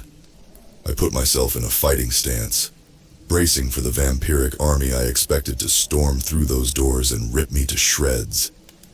Instead, a disheveled Nate stood out of breath holding his side. "Nate!" I shouted in relief, throwing the makeshift stake across the room and enveloping him in a tight hug. I thought he might have become Vampire Chow by now. Boy, was I glad to see he was all right. The memories of my previous vampire encounter and the implications that came with it got pushed to the back burner with how excited I was to not be alone again. Still, a feeling of unease coursed through me. Something was telling me to err on the side of caution. I decided not to divulge the new developments of my abilities to Nate. "Oh, hello," Emily said in that same quiet and mousy tone when she first let me in the activities room, addressing Nate. She then went back to painting as if nothing ever happened. He had this complete look of surprise and awe on his face as he looked me dead in the eyes and pushed me off of him. He analyzed the situation and kept looking between Emily, me, and the paintings all over the walls. Nate quickly broke through his shock and looked behind his shoulder. He then closed the double doors he'd kicked open. "Quick, help me push the sectional over here," he ordered as he raced towards the largest and heaviest couch in the room. Following Nate's orders, I grabbed one end of the heavy sectional and helped him carry it to the doors. We pushed it right under the door handle so it would be difficult to open the door from the other end. Just then a bang came from the other side. Then another. "Care to explain?" I said as I grabbed my makeshift stake again and eyed the doors like they were going to explode open any minute. Pissed off a couple of vampires. They followed me here. They probably brought reinforcements as well. A sarcastic, "Great," slipped out of my mouth as I rolled my eyes. "What's with her?" Nate asked, gesturing to Emily. "Drugged to high hell. I doubt she even knows she's a chosen, much less how to use her ability in the state she's in." "Great," Nate said, copying my sarcastic tone from earlier. "Are those paintings of the garden?" "Yes. She thinks it's home," I answered. "It will be home to all of us if we don't do something," Nate shouted. I had an epiphany. We can't take them all, just me and you. We need Emily and her ability to get rid of them for good. If I can somehow get her lucid, then we might have a fighting chance. Nate took a cautious step back from the door and started looking for an alternative escape route. "How do you plan to do that?" I said, thinking out loud as I patted myself down, trying to find something that would do just what I needed it to. My hand landed on my pocket and a crazy idea popped into my head. It was crazy enough it might just work. "With this," I said as I pulled my EpiPen out of my pocket and held it up like it was our saving grace. "Remember when I said I carry it with me in my pocket everywhere I go?" Just as I announced my plan, Nate's eyes landed on the wall of windows. "I don't know, Henry. Don't you think maybe she's been drugged for a reason? Let's just break the window, get to the van, and let her detox on the way back to the motel." "Yes, I do think she was drugged for a reason," I answered, looking at Emily. "That reason is what is going to get us out of here alive." I dismissed Nate's plan and readied the EpiPen. A boost of adrenaline was hopefully just the thing to break Emily out of her drug-induced trance. "Do whatever it is you think will work then," Nate said, annoyed as he punched one of the window panes, trying to break it. "Meanwhile, I'll be over here waiting and ready to save your ass again." When his punch didn't break the glass, Nate tried to kick it. "Hey, what are you doing?" Emily yelled in protest as I took the paintbrush out of her hand and spun her around. My one hand was wrapped around her waist, and the other was at the ready with my EpiPen. "Don't worry, Emily. It'll pinch and sting for a little bit, but then everything will be just fine," I said reassuringly. She looked me deep in the eyes, seemingly understanding what I was telling her, right as I jabbed the EpiPen in her thigh. She didn't even flinch or register that she'd just been stabbed with a tiny needle. I stuck the empty pen cartridge back in my pocket. I waited for something, anything to happen to Emily. She just stood there, like some kind of zombie statue. A minute passed and her eyes still remained just as cloudy as before. An intense bang came from the window behind us. Nate had picked up a love seat and was currently attempting to use the legs to break the windows. It was a little effective as a small crack in the glass had formed. "A little help here?" Nate grunted in frustration as he threw the chair at the window. "Give me a minute!" I yelled desperately. Emily still had that long, far-off look in her eyes. I looked between her and Nate, who was still assaulting the windows with living room furniture. Another idea popped into my mind. It was a long shot, but it could work. If it didn't, then I'd help Nate finish breaking the window, which now had multiple cracks in its glass. Still holding Emily's waist, I pulled her even closer to mine. Our faces were mere inches apart, and I could feel the air coming out of her nose on my cheek. I looked into her gorgeous gray eyes one more time, before I shut mine and pushed my lips into hers. It was a short and sweet kiss, but at the same time it felt electric. Like a million lightning bolts danced across my skin. I felt a sudden change in her body language as I pulled myself off of her and opened my eyes. The aura she emitted earlier had increased tenfold, and the look on her face was a scary one. Her once glassy eyes were clear as day with heavily dilated pupils. They were somehow a darker, more alive shade of gray than before. Her cheeks were blushed a deep red, and a nasty frown was on her lips. Emily scowled at me. A sudden spark flashed in her eyes as her anger increased, and she slapped me across the face. I took a surprised step back and rubbed my sore cheek. "What the hell is wrong with you?" She turned around and rested her hands on the easel. She looked back at me with a menacing look as she wiped my kiss residue off of her lips with her sleeve. I stepped forward to try and explain myself, but another spark lit in her eyes, and her palms glowed an amazing hue of red. Then suddenly the easel erupted into flames. Emily screamed as she lurched back, accidentally falling into me. She pushed me off of her as she looked at the big flaming easel in the corner. Emily's scream grabbed Nate's attention off the window and over to us. "Holy shit," he said, dropping the chair in his hands. Her halfway completed painting burst and sent hot embers flying throughout the room. One landed on the back of my hand. Instead of an intense burning pain shooting through my skin, I felt nothing. I watched in awe as the ember burned brightly on my hand before eventually dying out and crumbling to ash. Emily looked in awe as I scraped the ash off my hand and whipped the debris off on my white scrubs. "That didn't hurt," I said, amazed. "We're immune to each other's abilities," Nate said as he gestured to a bunch of embers that landed on his own skin and clothes. They all fizzled out and crumbled to ash. Even Emily was immune, but that was a given since she is the one who caused the fire to begin with. Nate looked over at the sectional, which had small flames littered throughout its upholstery, as if to prove his point even more. "What the hell is going on?" She screamed as she looked down at her hands, scared of herself. That glassy look from earlier returned as she seemed to remember something. "Mom? Dad? What did I do?" I grabbed Emily's shoulder and rubbed it gently. This seemed to break her out of her trance, and she looked up at me. "Hey, it's okay. See? We're fine. Let's all calm down and focus on getting out of here." She wiped a tear out of her eye, and a determined look crossed her face as she nodded in agreement. "This window is about to crumble. Just one more hit and we're out of here," Nate yelled as he picked up the same love seat from earlier. "No!" Emily and I shouted at the same time, lunging for Nate, trying to stop him. The one thing you never want to do, especially in a house fire, is open any windows or doors to the room that's on fire. It's called the fire triangle since there are 3 things needed for a raging fire to start: heat, fuel, and oxygen. There was plenty of fuel in the room with the wooden easel, all the canvases, and various wooden brushes and furniture littered throughout the room. The heat from the first fire was already going. If Nate managed to break the window, then the overabundance of oxygen that would flow into the room would tip the scales and cause the fire to burn more, and potentially cause an explosion. Emily and I were too late in our warning as Nate had already thrown the chair with all his might. First, the sound of cracking glass filled the room. Before the glass shattered completely, Nate braced himself and I grabbed Emily and shielded her in my arms. The sound of hot wind rushing next to me rang in my ears as a loud explosion echoed through the room. Something large crashed into my back, causing a rippling pain throughout my entire body. Emily fell out of my grasp due to the hard impact. The wind got knocked out of me, but I would be fine. I looked up and everything was covered in flames. It was weird standing in the middle of a burning blaze and not dying. I managed to find Emily again, and Nate joined back up with us.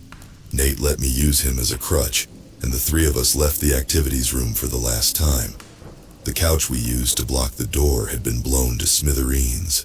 The vampires that had been piled against the backside of the door didn't stand a chance. As we left, one vampire who had their lower half torn off in the blast scrawled down the hall for help, his organs leaking out and leaving a black blood trail behind him. He reached out for us, hissing and baring his teeth, but he was too weak to do anything.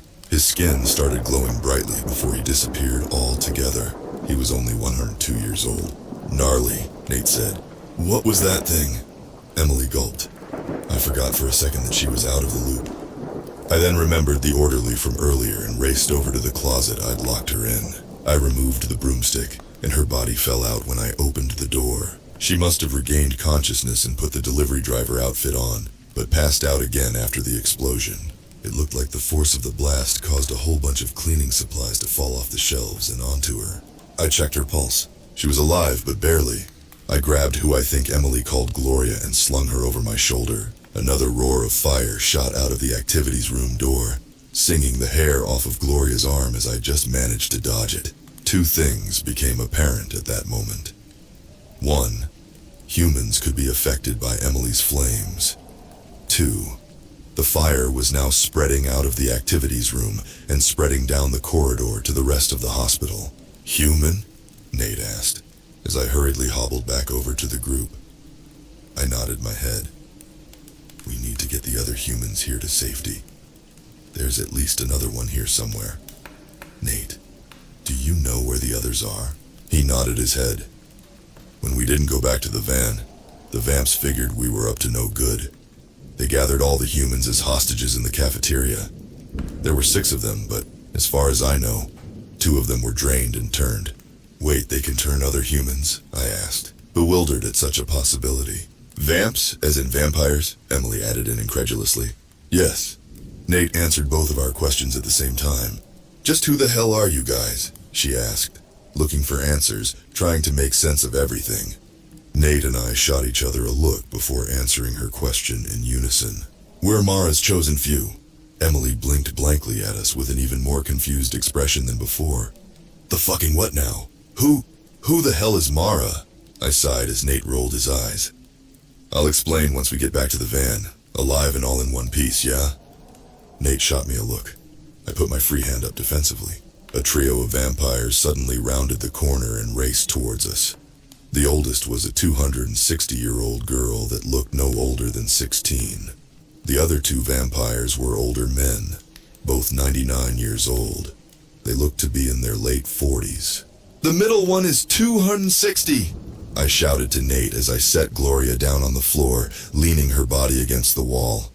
I had a choice. Try to use my newfound power and dust the oldest vamp and expose myself in the process, or let Nate handle it and shield Gloria's body from further harm. Mara knows how much I've scarred this poor woman already. The grip around my makeshift stake tightened as I prepared to go on the defensive. There's no way! Emily shouted in disbelief. She's just a kid! The 3 vampires all bared their fangs at the same time, seemingly offended by Emily's judgment. Who are you calling a kid, lady?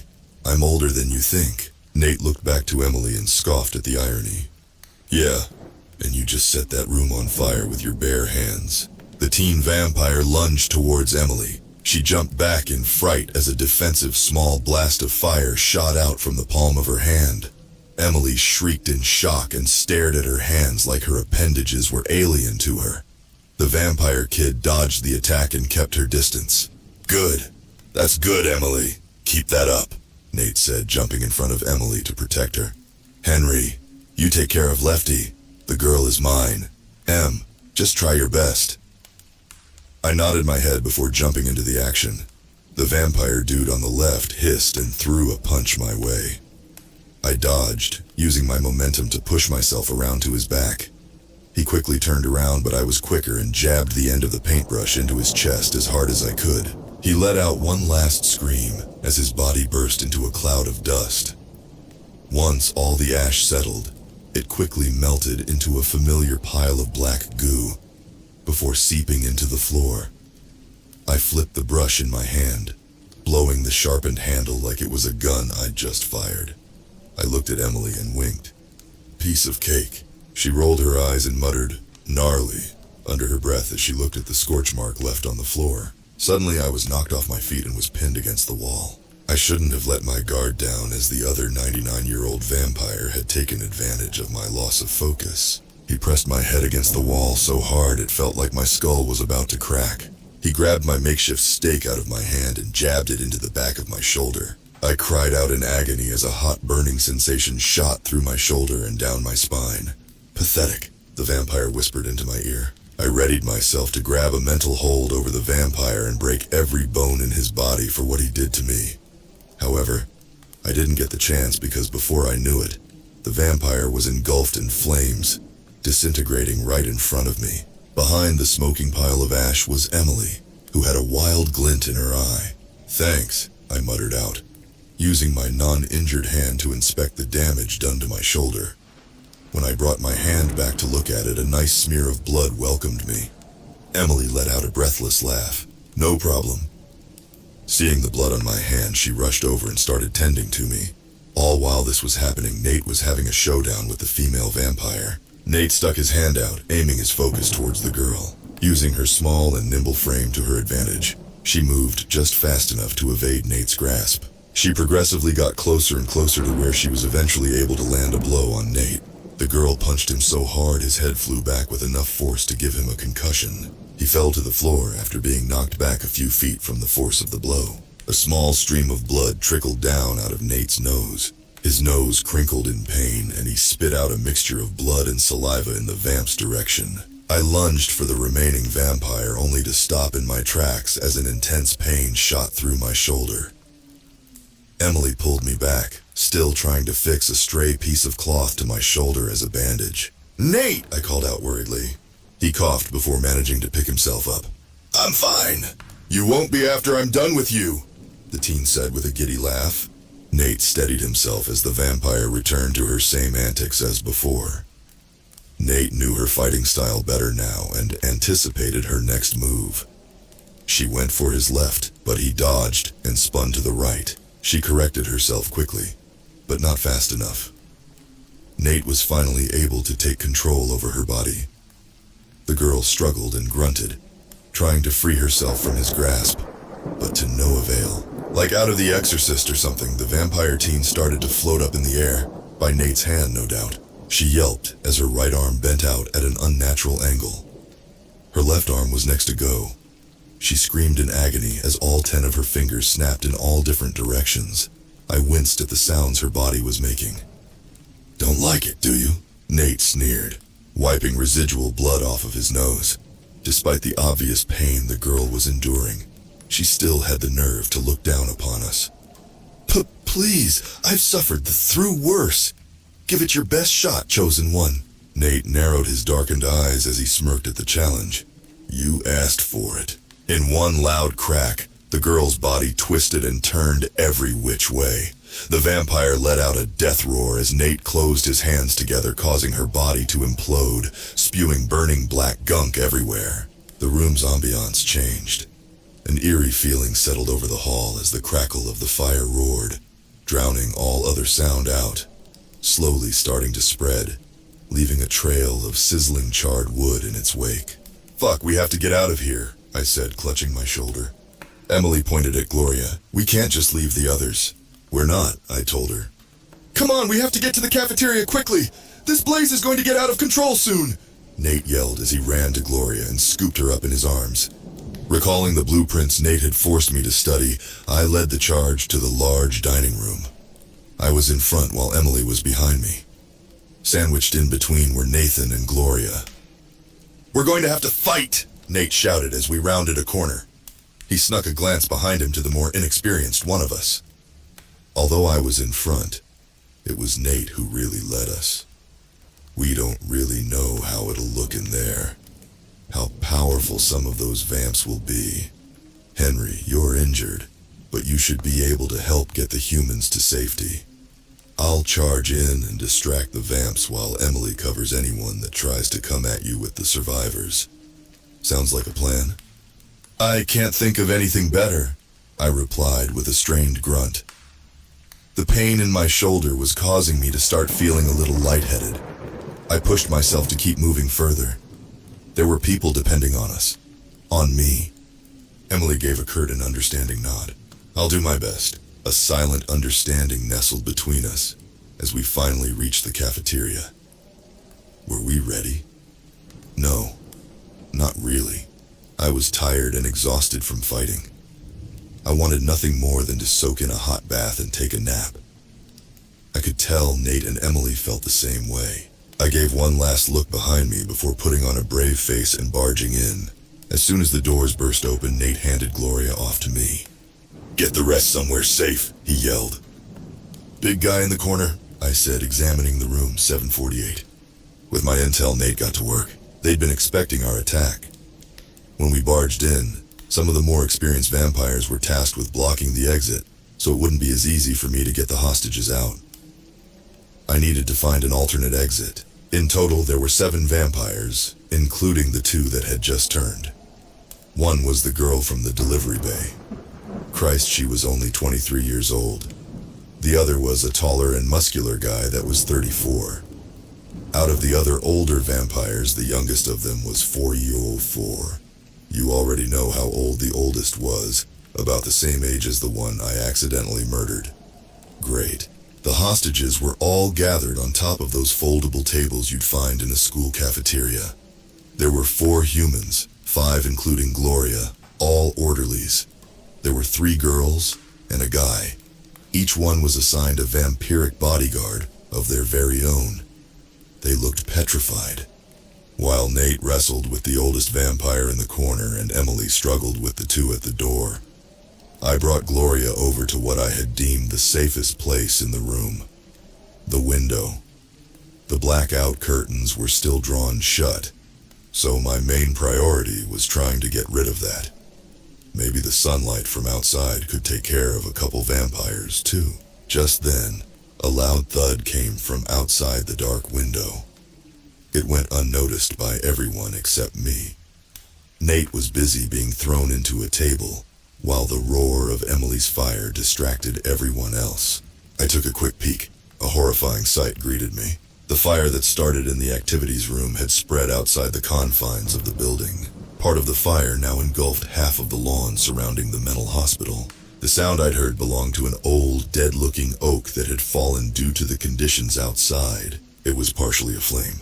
The tree had fallen in a way where the branches blocked any and all direct sunlight from shining in, so that plan went out the window, literally.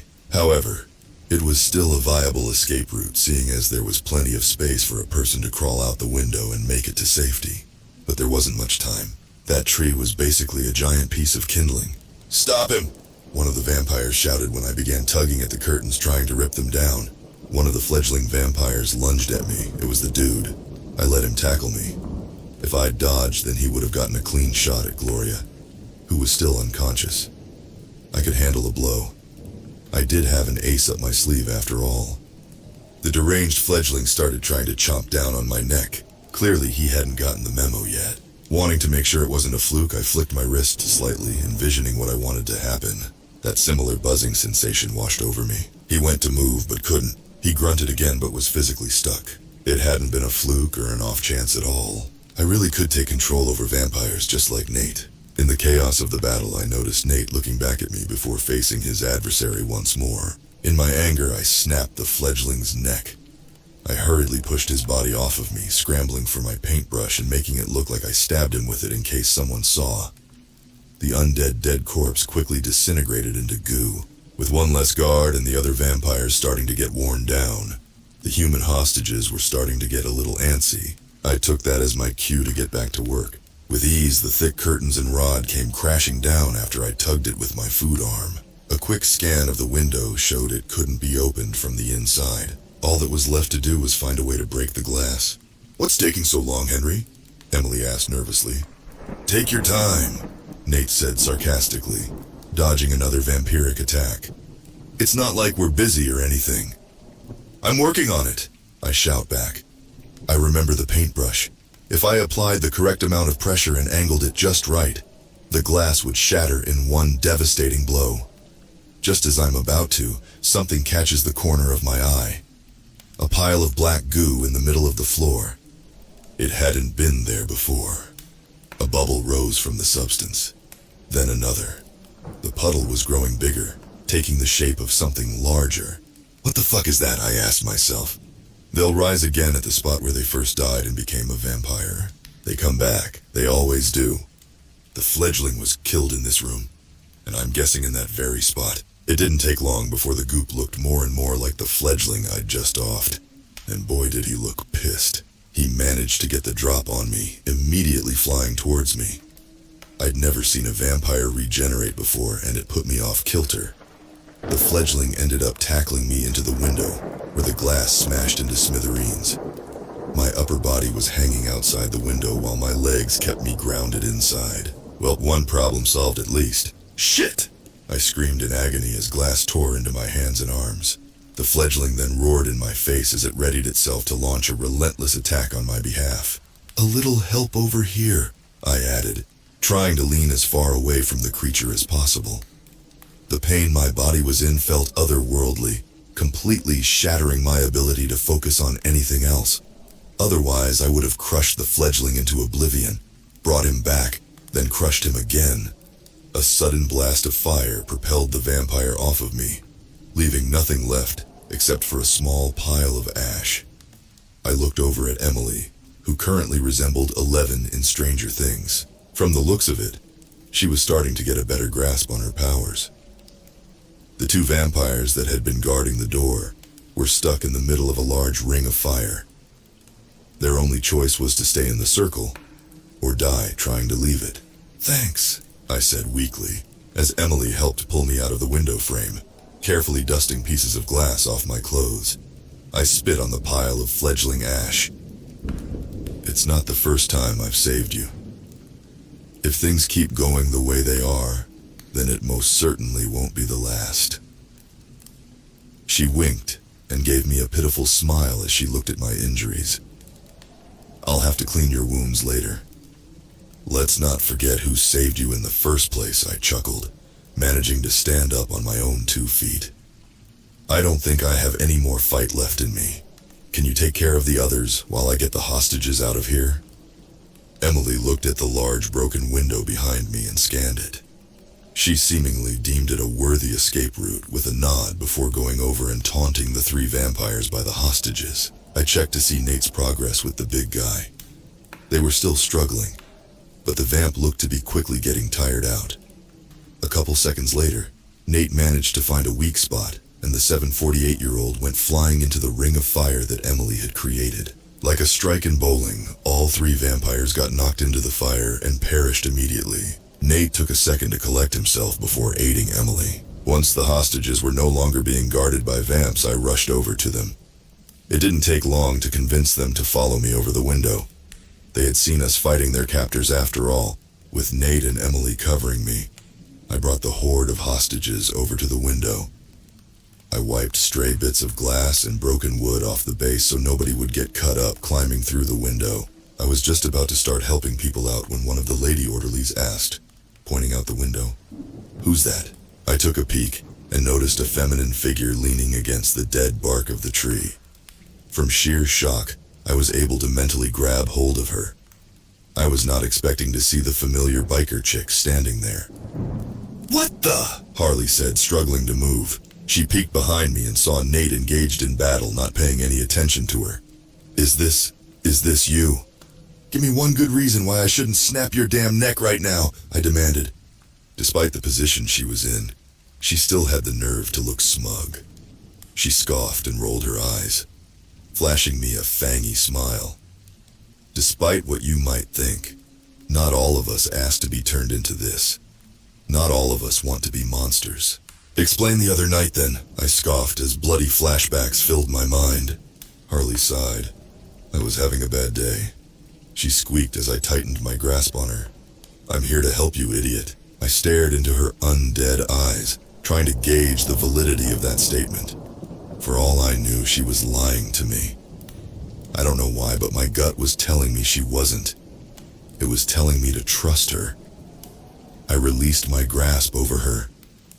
Then help me. Together, we helped the rest of the humans out of the window and to safety. Gloria was the first one out since she was unconscious and the most vulnerable. The others helped me get her out of the window, seeing how injured I was.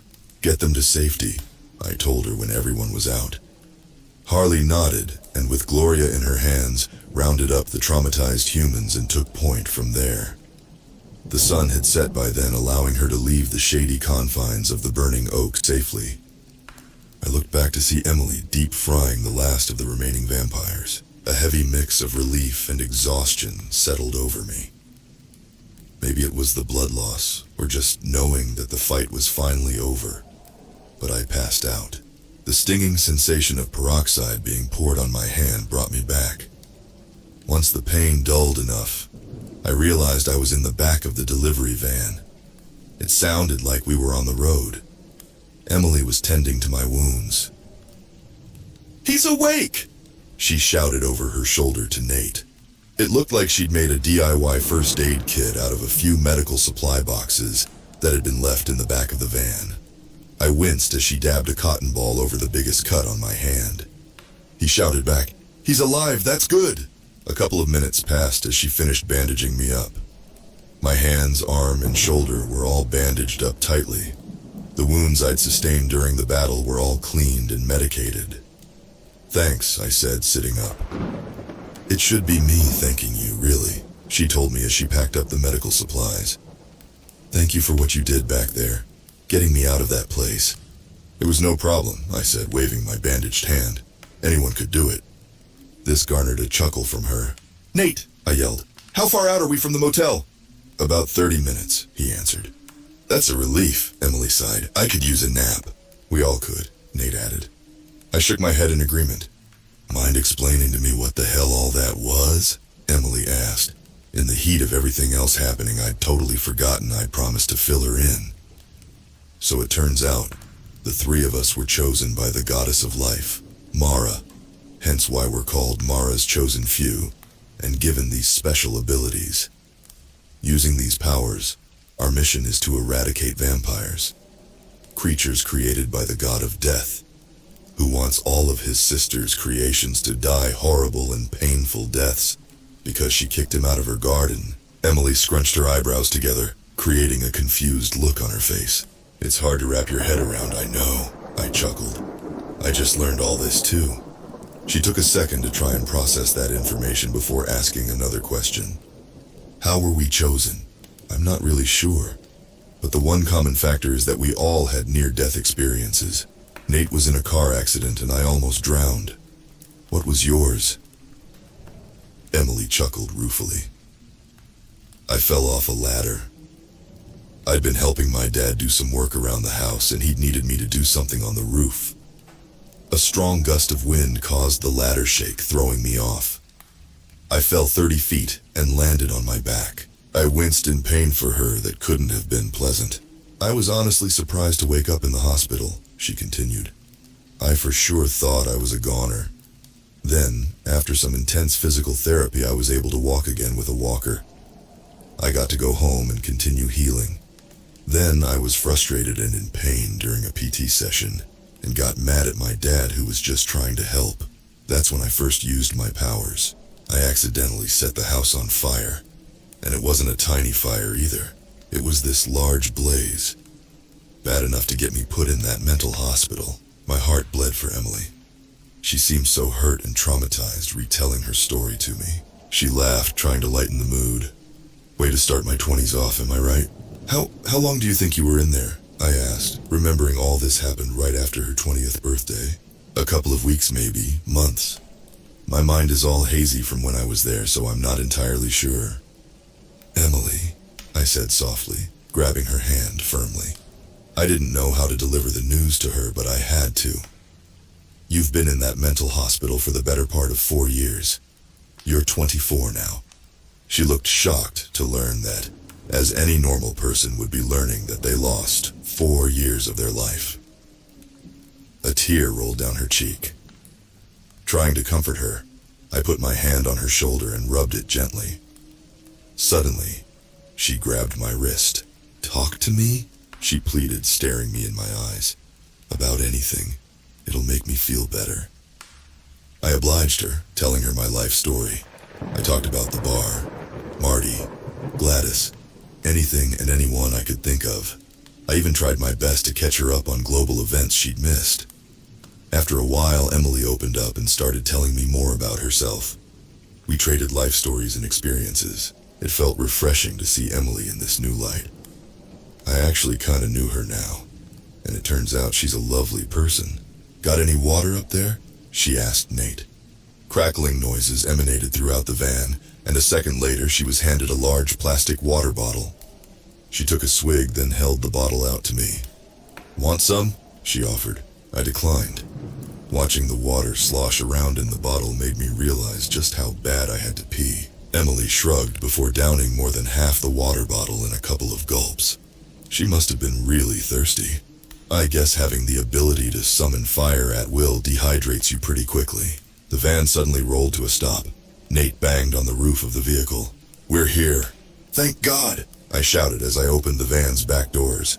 I'd never been more relieved to see a seedy motel in my life. A seedy motel with a bathroom. My bladder felt like it was about to burst, so I didn't wait up and grabbed my room key. After unlocking our room door, leaving it slightly ajar, I rushed to the single bathroom and did my business. I heard it click shut from the bathroom a minute later. After flushing and washing my hands, Nate greeted me when I opened the door. "Need to use the loo too?" I asked jokingly. I was met with a serious face, not a smile or a laugh. An uneasy feeling settled in the pit of my stomach. Nate lying about his abilities suddenly came to the forefront of my mind. "I'm sorry," he said, sounding remorseful. I felt a sudden stinging pinch on a patch of forearm that wasn't covered in white medical bandages. I looked down to see a small red welt forming on my skin. Something small, sharp, and black was sticking out of it. In Nate's hand was a pair of tweezers, with a bee pinched between it. Its rapid wriggling slowed as the insect started to die. I looked at Nate confused as pain and panic flooded my mind. He knows I'm allergic to bees, so why did he do that? Where the heck did he even get a bee from in the first place? My skin started to feel itchy. I pushed past Nate and stumbled about the motel room, panicking. I reached for the EpiPen in my pocket. I quickly jammed the device in my thigh, but the button wouldn't press down. That's when I realized it was empty. Then I remembered I'd used it to try to override the drugs in Emily's system. "Emily, where's Emily?" I asked through gritted teeth. I sat down on one of the beds. My head felt fuzzy and light. "Relax. She's in the van, sleeping." I slipped a mild sedative in the water. "Why?" was all I could think to ask as heat spread through my body. My throat was in the beginning stages of closing. I'd try to explain, give you my reasons, but what good would that do? "You'll be dead in a minute anyway," Nate said coldly, staring me in the eye. He then gently pushed my shoulder, causing me to fall on my back. I was too weak to move, too tired to say anything. All I could do was turn my head and watch Nate grab his things and quickly leave the room. At least he left the door open for someone to easily find my dead body. As an inky blackness encroached my vision, the last thing I saw was the delivery van pull out of the parking lot and speed away. I blinked slowly a couple of times, taking everything in. I'd been betrayed. I felt hurt and bitter, but also somewhat relieved. In the end, I'd found my purpose after so many years of searching. I fought the good fight, and I'd fought it hard. Sure, I had regrets. A lot of them, actually, having trusted Nate being my biggest. But, hey, at least I could die a content man knowing I got to have one big adventure. having saved one life out of it. At least I had done a little good in my life, right? My consciousness, and subsequently my life, slipped away from me. I woke up somewhere soft and warm. It smelled like my favorite floral scents, lilacs and lavender. When I picked myself up, I discovered I was in a place that was full of eternal beauty and overwhelmingly familiar. Like it was home, but also so unreal. Like it was a scene plucked right out of a fantasy novel. I was in the garden of Mara. Sitting across from me on a smooth quartz bench was the lady of the garden herself. "Do not worry," she chuckled. "You're not dead. I've seen to that. Soon you'll wake up good as new, as if that bee never stung you." I let out a breath of relief. If the goddess of life tells you you're going to live, you believe her. "Come, child." She patted the spot next to her on the bench. "We have much to discuss." "It seems I might have misjudged Nate," Mara said, tapping her pointer finger on her chin. I roared an incredulous laugh. "You think?" Mara glared at me with those powerful, color-changing irises of hers. I snapped my mouth shut, remembering that I was talking to a goddess. The goddess who just saved my life. I cleared my throat. "Sorry." She gave me a nod, approving of my apology. "That was you, wasn't it?" I asked suddenly, in my head, right before I could control the vampires just like Nate. Mara smiled and grabbed my hand, lightly patting the back of my palm. "You catch on pretty quickly. You're a very clever young man. You would have come to the conclusion on your own, eventually. But when I figured something was wrong, all I did was simply give you a little push." I scrunched my eyebrows in confusion, not quite unpacking the revelation Mara was giving me. "What do you mean?" Mara leaned close and whispered in my ear. "This isn't the first I've had to nudge you in the right direction. And it isn't the first time we've had this conversation either, my dear." When I realized what she meant, it felt like my eyes were about to pop out of their sockets. She was referring to right after my near-death experience. The conversation we had right before she kissed my forehead in the dream in the hospital. How after I knew what my ability was. Out of all three of you, Henry, you had the most potential. Your potential to do good in this world. It's why I chose you. The reason why I intervened in your death. It was all slowly starting to come back to me. That first time back in the garden when I was younger. Mara explained everything to me. I was supposed to die in that pool. In an alternate reality, the EpiPen never made it into my hands. My mother finds my dead body floating in the pool with my throat all closed up. In an alternate reality, I ceased to exist. That same day, another chosen had died. In search of a new soul, she chose me like how she chose all her chosen ones. Someone with potential teetering on the brink of death. Someone to give a second chance at life. Ironic, since the whole reason I'm in this situation is because she refuses to give her brother another chance. She saw something in me that no one else saw. So Mara guided that EpiPen into my hands. In the hospital, she hated seeing me struggle. So she paid me a visit in my dreams and helped me out. I'm also remembering how she told me that nobody would believe me if I told them of my ability. Which was so great to be remembering right now and not during my informative years. The years where everyone thought I lied about everything and called me a freak. I shook the thought out of my head. Things are coming back to me. A lot of things, but I think there was something else you told me. What was it? It's something important. Mara put a hand on my shoulder and squeezed it gently. That, my child, would be your power. Your true powers. I thought that Nate didn't tell you everything in that bar. In fact, he lied to you, she explained. Yes, you have the ability to see one's age, and Emily can set things ablaze with her hands. But Nate was telling you a half-truth. He can, as you've seen, manipulate vampires physically, but that's not all he can do. He explained to you that my chosen ones work like what you'd call a tag team, correct? I nodded my head. What does that have to do with his abilities?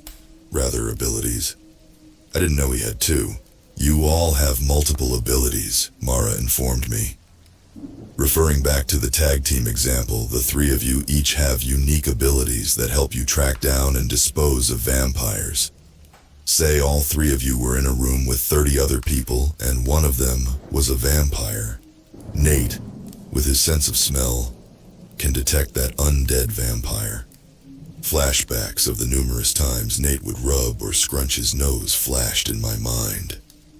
At the time, I didn't think anything of it, but now I know he was hiding his true ability from me. After giving me some time to let that information sink in, Mara continued, "You, with your sight, can confirm who the vampire is, and Emily's fire manipulation will exterminate that vampire for good. But, as a safeguard for when you weren't all together, I gave you another gift. The ability to manipulate what little part of their soul, their life source, was left. Once the physical body was incapable of movement, the soul would travel back to its death spot and buy you some time to get away. My mind was a whirlwind, information flying around in my head, trying to settle in a way that made sense. Everything I knew about Nate had been a lie, but yet everything seemed so clear now. I knew exactly what to say. Thank you. Thank you for telling me that.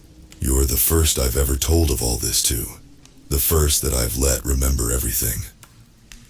Mara confessed while looking at her garden, a solemn expression plain as day on her face. I wonder what she was thinking about looking so sad. "If I'm the only one you've told, then how did Nathan know?" Mara sighed as she straightened herself up and re-established eye contact with me. "It seems my brother has involved himself in the matter, caused my own chosen one to turn his back on me." Mara let out a rueful chuckle. "I don't know why or how he did it, but he must be up to no good. He's planning something, and I want to know what. Something doesn't feel right about this whole situation. I want to know too." "Good, then you'll help me?" she asked. I nodded my head. "Anything for you, my goddess. I owe you my life twofold." A warm smile spread on her lips. "Very well, Henry. It's about time to send you back now." Mara then enveloped me in a tight bear hug. She had this air about her, both warm and inviting and yet very intimidating. I hugged back, feeling oddly safe in her embrace. She softly whispered something in my ear, sending a tingle down my spine. "You know, little one, you and I are very alike. We both have had a very lonely and painful existence. I suppose, in a way, that makes you my favorite." Before I could think of anything to say, Mara kissed my forehead. A warm and sleepy feeling enveloped me. Dark corners in my vision grew bigger and bigger. Before I knew it, my eyes were closed. The last thing I heard before sleep overtook me was, "It's about time I pay my brother a visit." My eyelids burst open. The dingy, waterlogged roof of the motel greeted my vision. I was back, a part of me already missing the garden. After sitting up on the stiff mattress, I rolled my shoulder and felt no pain or restriction in the movement. I carefully examined the skin under my tattered clothes. Everything seemed fine and well enough. I guess it does help to be favored by a goddess. A creak came from outside the door. I sprang up from the bed and scanned my surroundings. Everything was how Nate left it, except for the door that was now closed. That meant someone had been here. Another noise came from outside. I began looking around for a weapon. The closest thing I could find was the TV remote. It wasn't much, but it could buy me a few seconds, and that's all I need. Slowly, I creeped closer to the door. I tightened my grip around the remote nervously. There was no telling who was on the other side of the door, and what kind of threat they possessed. The doorknob clicked quietly as I turned it. I counted down from 3 before yanking the door open and chucking the remote at whatever moved first. "Whoa, easy there, Tiger." "What are you doing here?" I yelled, calming my rapidly beating heart. "It was just Harley." "Relax." She tossed the remote she caught with her vampiric reflexes back to me. "I'm not going to hurt you. I'm on guard duty." I tossed the remote on one of the beds. "Guard duty?" Harley huffed and rolled her eyes, crossing her arms in her chest. "Yes, guard duty. I got caught after helping those humans escape, so this is my punishment. The humans are okay though, right?" "Yes!" Harley yelled, exasperated. "I'm fine too, by the way. Thanks for asking." It was my turn to roll my eyes. Why are you on guard duty anyway? Shouldn't you have, I don't know, extra killed me or something? Can't. Now grab your stuff and let's go, Harley demanded. Go? Go where? I did a double take. What do you mean you can't kill me? Harley looked behind me to my scattered belongings across the room. She tapped her finger on an imaginary watch that rested on her wrist. I sighed and started gathering my things. I wasn't going to pry any information out of her if I didn't do as she asked. Orders from the boss, Harley answered as I slipped a shirt into my backpack. She was standing outside the room, stranded out there until I gave her an invitation in. You might want to change into something that doesn't have holes in it. It's a bit chilly outside. I looked down at the bloody and torn orderly uniform I had on. I picked up a mostly clean pair of jeans off the floor and grabbed the shirt I just put in my backpack. A minute later, I was dressed and comfortable. I slung my packed backpack over my shoulder and made my way out to Harley. I never did invite her in. She pulled out a set of keys and clicked a button. A motorcycle parked across the lot chirped in response. Where are you taking me? I asked, slowly following Harley to her bike. I said I'd help you, didn't I? I'm taking you to the rest of you freaks. That nerd Nate and the new one. Nate, he's working for Wesson, you know that, right? He betrayed me, tried to kill me, I said, fumbling with my hands. Oh, I know, she said nonchalantly. My eyes opened wide in surprise. You knew? This whole time you knew and you didn't tell me? Harley stopped, just shy of her bike. About Nate? Hell no. I just recently found out, and believe you me, I was just as shocked as you were. All I know is that what happened to you was done to send a message. Who'd want to send a message by killing me? Harley sighed and rubbed a temple. Are you really that dense? My boss, the creator of vampires, Wesson, the god of death, Mara's brother? It clicked in my head. Harley saw the exact moment I realized and rolled her eyes again. Who did you think my boss was? Harley yelled in disbelief. A 4,000-year-old vampire or something? You're an idiot. Harley flipped her long black hair, then turned to get on her bike. Now come on, we've got places to be. You need to be careful. Wesson will be there. Whatever he's been up to lately, it's happening tonight. Well, maybe when we get there I can sneak up on Wesson, catch him by surprise or something like that, and rescue Emily. You really are an idiot. You can't sneak up on him, Harley chuckled. He's a god. I pressed my lips into a thin line. She was right. Then my blood ran cold after what she said next. Besides, he already knows you're coming. He's the one that sent me to get you. Now hop on, we're burning moonlight. I reluctantly did as asked. It essentially sounded like I was being sent to my doom, and I was utterly defenseless to stop it. Harley started up her hog before revving the engine and peeling out of there. Ugh. Men, she said as I tightened my grip around her waist, too scared of falling off to let go. A couple of hours later, Harley and I arrived at this secluded log cabin in the woods that was in the middle of nowhere. What is this place? I asked Harley after disembarking off her bike. The cabin itself wasn't very big, but it wasn't small either. The cabin was rustic but chic, with this eerie and dark aura surrounding the place. Just being outside the house gave me the heebie-jeebies. It was like what I felt back in the garden with Mara, but tenfold, Harley explained. This, in the vampiric community, is called the Kill Shed. It's Wesson's favorite place to hang out, not only because of all the death, but because the woods surrounding this place reminds him of the Garden of Mara. You either come here because you're a high-ranking member and Wesson needs you to do something, or you're getting shanked. Oh, well, that's reassuring, I responded sarcastically. A cold sweat broke out on my skin as we approached the cabin's door. A place called the Kill Shed can't mean anything good. Harley put a supportive hand on my shoulder. Yeah, you're kinda screwed, Henry. Harley's hand hovered above the red-painted door for a moment before she knocked. Hey, whatever happens in there, I'll try to have you back. But you should know that if Wesson gives me a direct order, I have to do it. Like, I literally have no control over my body or mind. It's like that shit Nate does, but worse. I pressed my lips into a thin line. She really was just trying to be helpful, but she wasn't easing my anxiety about this at all. Thanks for letting me know that, I guess. I appreciate that. Harley gave a curt nod before knocking a few times.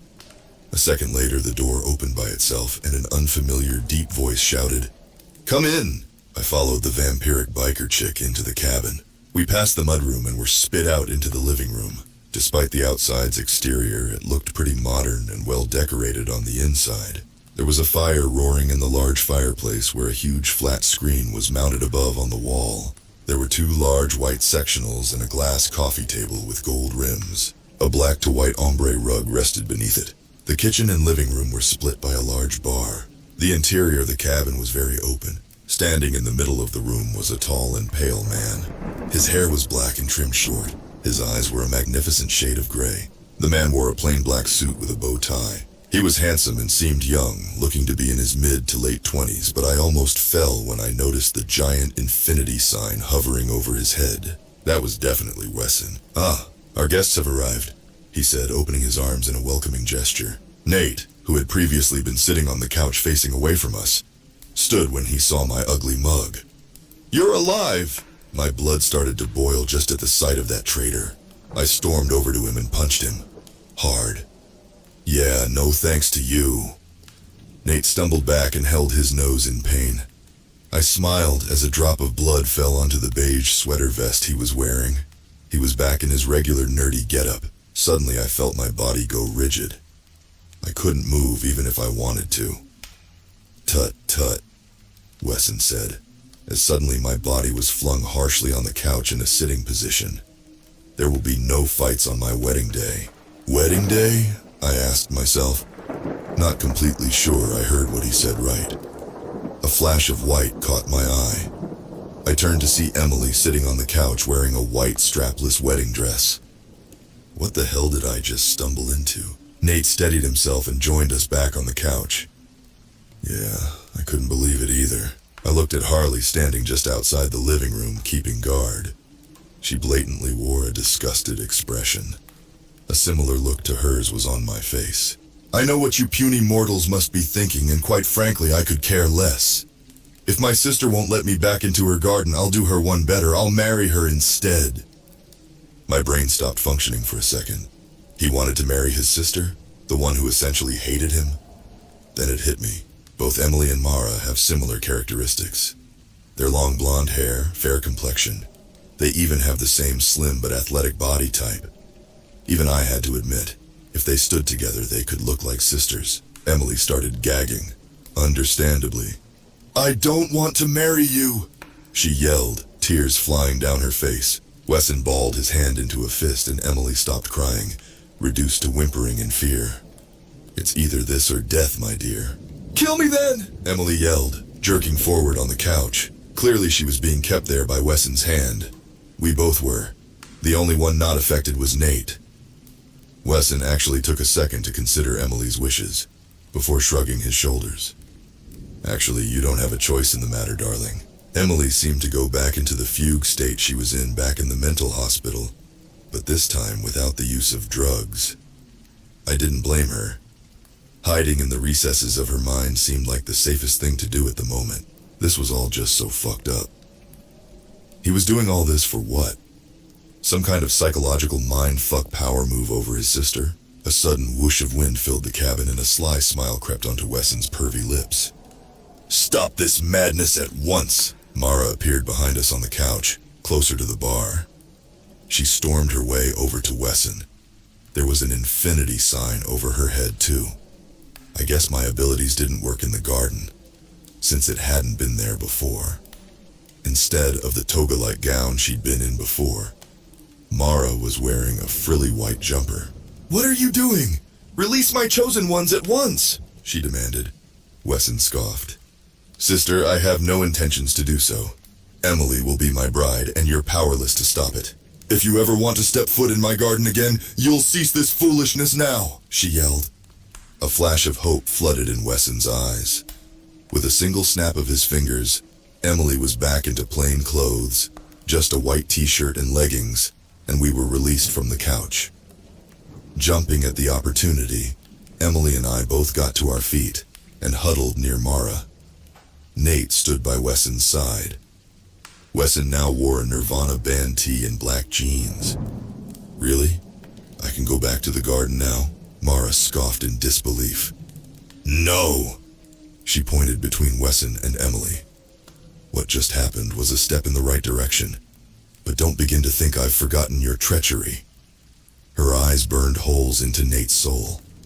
Turning my own chosen one against me, it's despicable.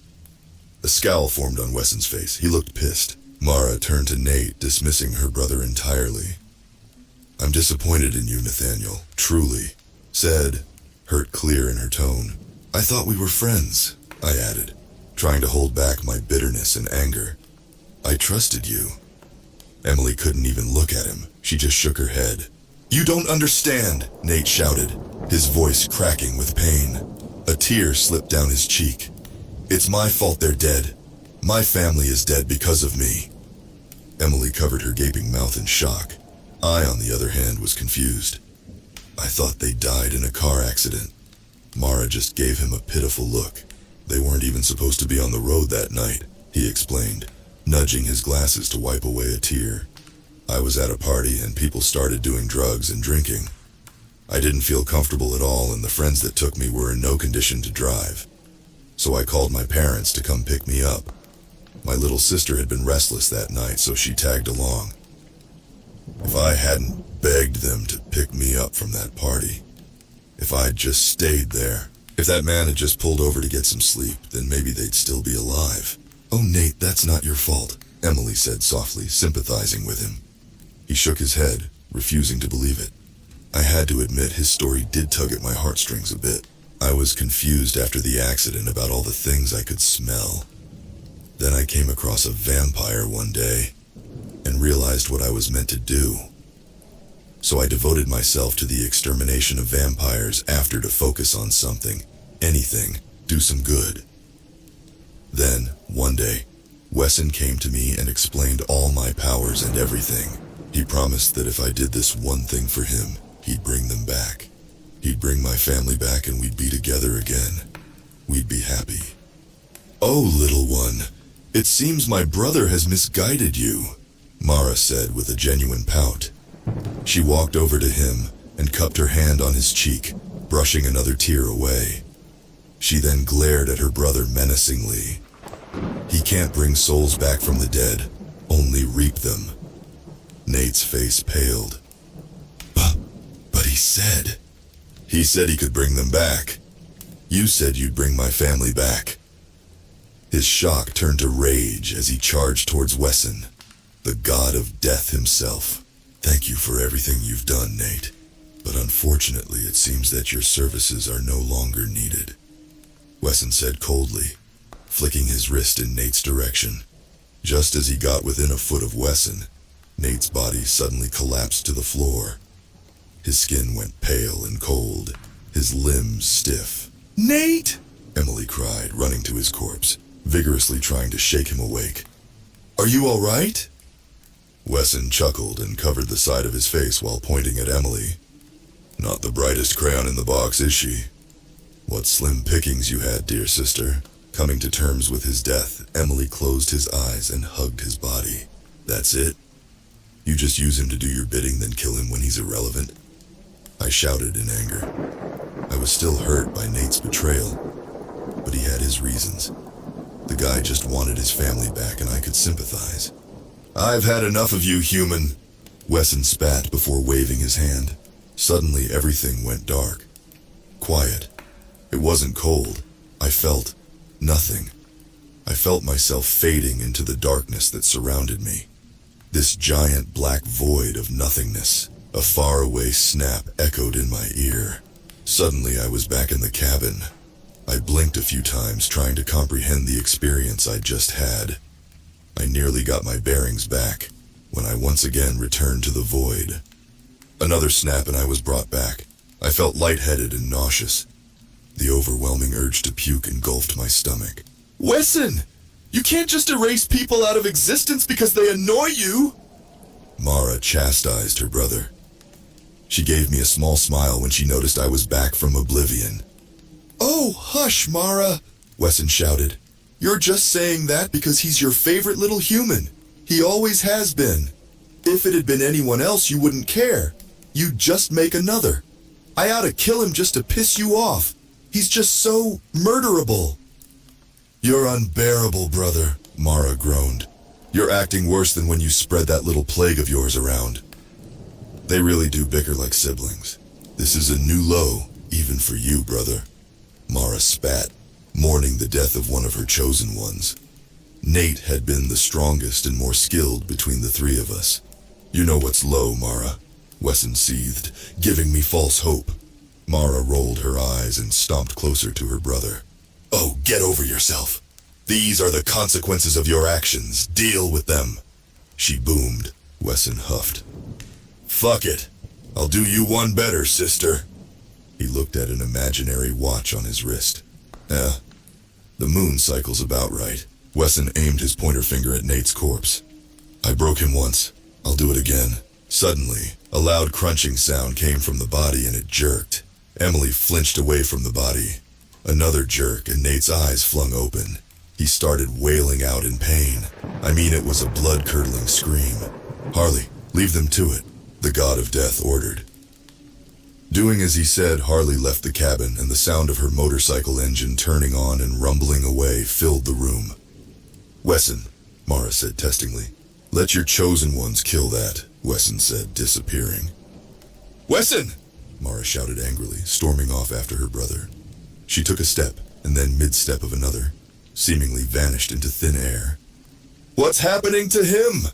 Emily screamed as more of Nate's shouts filled the room. His once previously limp and very dead body was convulsing something fierce. It looked like a scene out of a horror movie. I don't know, I answered truthfully. Something looked to be squirming underneath his skin. I took a closer look at his body. Is he? Wet sounds of skin shredding and tearing open made me want to vomit. Nate's screams turned to snarls and growls. Hair started growing out of his skin and his body contorted into unnatural shapes. Emily took another cautious step back as the hulking furry mass stood up. An ear-shattering howl pierced the air. No way! He's a werewolf now? A disbelieving chuckle escaped me. Oh, you've got to be fucking kidding me. Emily, duck! I warned as the werewolf version of Nate threw one of Wesson's white armchairs our way. He let out a ferocious and angry roar as he completed the action. The once small and nerdy-looking man we once knew was now an almost 8-foot-tall bundle of brown fur and muscles that possessed Herculean strength. His mouth-turned snout was full of sharp fangs, with long protruding claws in place of his fingernails. A magnificent yellow hue emanated from Nate's eyes. He honestly could have passed for something out of a classic monster movie. Maybe even scarier than that. We managed to jump out of the way just in the nick of time, as the piece of furniture whizzed past us and crashed on the floor by the kitchen table. Mara! I shouted as a curse, but also in hopes the goddess would show up and help us. In the meantime, I pulled Emily behind me, who gladly used me as a human shield. What do we do, Henry? What do we do? She cried, holding on to me tight with trembling hands. I've barely fought vampires. Now we're supposed to fight that? The armchair's twin was next, which ended up crashing into the wall we were crouched under. Quick to the bar! I shouted as pieces of splintered wood rained down on us. The two of us dove for cover behind the bar while the massive monster was distracted looking for more expensive-looking furniture to throw at us. It seemed Nate had his eye on one of the larger sectionals. I prayed he hadn't seen us. Behind the counter was a shelf packed full of bar glasses. If that couch were to be thrown while we were back here, the aftermath wouldn't be pretty. Thankfully, an outraged howl proved we hadn't been spotted. Emily looked scared out of her mind, her hands covering her mouth to quiet her shuddering breath. I put my hand on her tense shoulder and gave her a sloppy smile and my best reassuring look. Her shoulder loosened a bit and she took a calming breath. Now that Emily was feeling better, I was feeling better too. We then took a moment to collect ourselves and come up with a game plan. Can you take control of him? Emily whispered. He's not a vampire, I responded, so I don't know. Emily frowned. Can you try? Why don't you try? I countered. She looked at me, puzzled. Oh, that's right, you don't know, I realized. All of us can control vampires. We all have multiple abilities. Nate was lying to us. What? She yelled at me, punching my arm. Why didn't you tell me? Sorry, I was busy getting sent to oblivion, I told her, peeking behind the counter to look for Nate. He was stomping around the middle of the living room. I looked back at Emily, who just rolled her eyes. Whatever, I mumbled, taking a breath and closing my eyes. I tried to summon my power, feel that electric tug in my stomach again, but it never came. I tried again, focusing my entire being on Nate. I pictured him seizing up in that spot, unable to move. I opened my eyes. Nothing. I gave up hope and crouched behind the counter again. Shit, I mumbled, shaking my head. I can't. Emily let out a disappointed sigh. We should look for something to defend ourselves with until we can find a way out of here, or until Nate goes back to normal. If he goes back to normal? I scoffed. Emily shot me a hard glance. While analyzing our surroundings, I noticed a gun locker in the corner of the dining room I hadn't seen before. Slowly, a plan started to formulate in my mind. Hey, you know how some vampire lore in the media is accurate? I asked Emily, looking back at the locker. She nodded, the realization slowly dawning on her when she saw what I was staring at. Maybe it's the same for Nate. What are the chances Wesson has silver bullets in there? There are myths that one of vampire's weaknesses is silver, so I don't see why not, she responded. I've got an idea, I tell her. I'm going to go look in that gun locker for silver bullets, or any weapon that might help us. Do you think you can distract him while I do that? Emily quickly took a peek behind the bar to check up on Nate's position. Currently, a flat-screen TV was getting ripped out of the wall. What do I do if he charges at me? Try to use your fire if he gets too close. But he's still a chosen, right? My fire won't do anything to him. I sigh, seeing the glimmer of hope in her eyes. I hate to say it, Emily, but I'm not entirely sure Nate is still in there. We don't exactly know what he is now. Wesson killed him. Nate was dead before he turned into that thing. You're right, she responded dejectedly. Pouting, Emily readied herself to jump out from behind the bar and cause a distraction. Hey, I said, stopping her. At the very least, your flames will protect you and keep him at bay, all right? You'll be okay. Emily grabbed onto my wrist suddenly and stared into my soul. We're not killing him, are we? I couldn't bring myself to answer her. Truth be told, I had no idea what the hell I was doing or where this was going. My only goal was getting us through this alive and in one piece. If that meant killing this werewolf, then so be it. A tense moment of silence passed between us before I broke it. On my count, okay? I said, brushing the question off and waiting for her confirmation. Emily nodded, dropping the subject. Then I began counting down.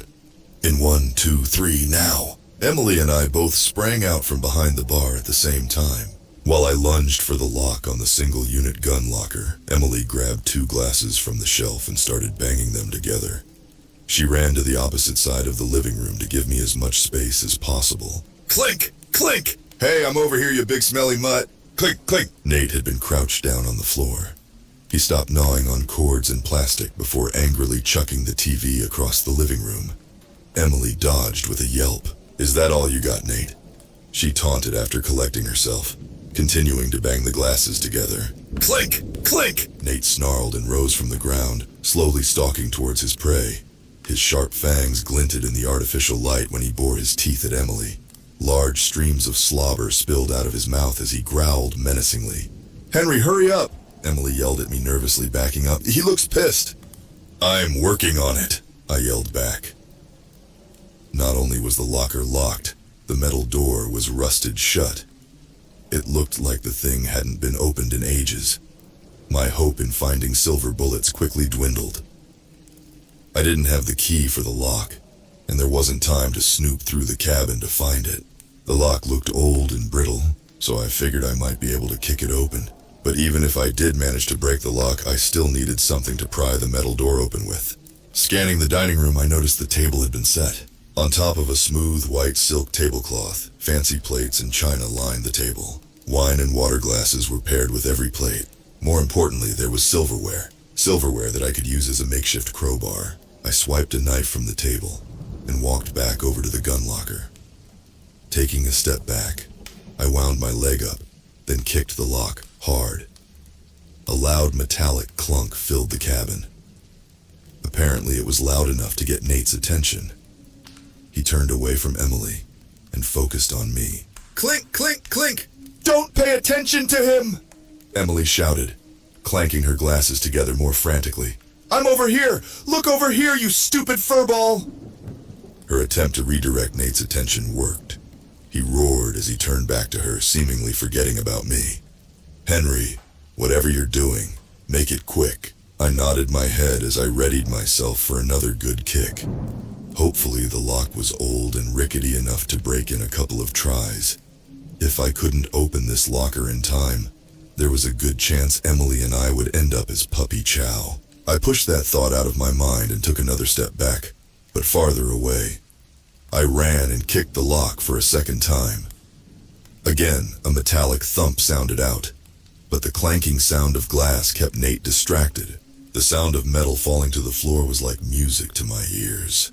The lock had broken open. Now all that stood between life and death was a rusted shut door.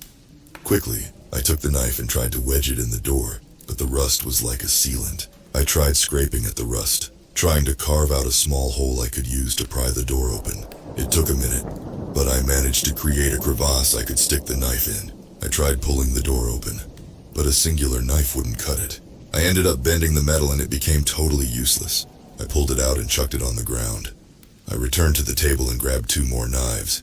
If I could split the weight, maybe they wouldn't bend and I'd be able to pry open the door. I scraped some more rust and stuck both knives in. I pulled once more. I thought I was beginning to feel the door start to give when the knives I was using bent again. In a fit of anger, I threw the knives on the ground and kicked the locker. "Henry, what are you doing?" Emily yelled angrily as Nate turned and roared at me. "I'm trying to keep him over here." A light bulb went off as an idea suddenly popped into my head. "No, wait! I need him over here. I can use him to break open the gun locker," I explained. Emily looked at me dumbfounded. "How? Are you sure that's even a good idea?" "Not really, but it's the best I can come up with right now. Just remember he's a wild animal at the moment. He's unpredictable. I've barely been able to keep him from pouncing on me," she warned. "I'll be careful, okay?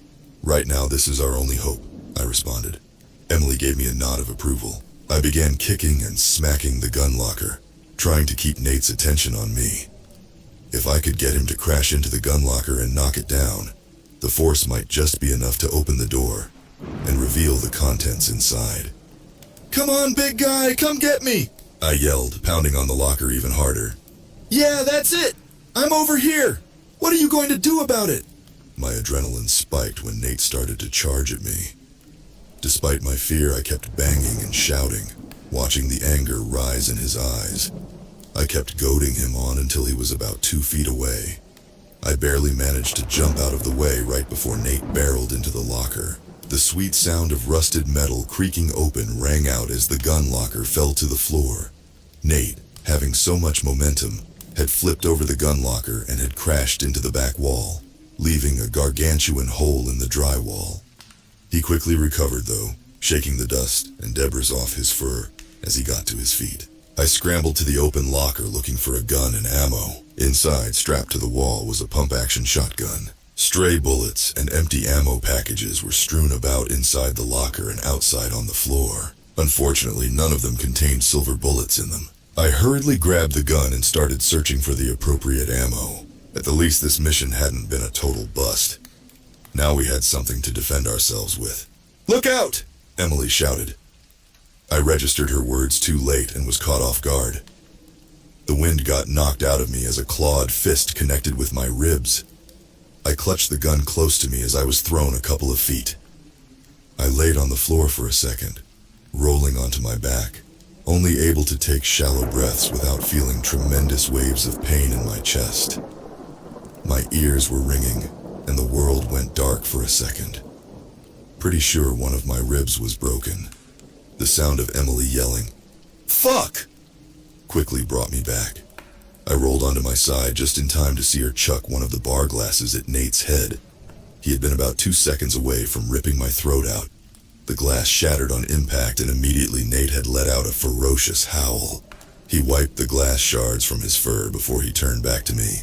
"Get away from him!" Emily screeched as she chucked another glass. Just like the first time, it hit his temple and broke on impact. This really pissed Nate off. He lost interest in me and charged for Emily instead.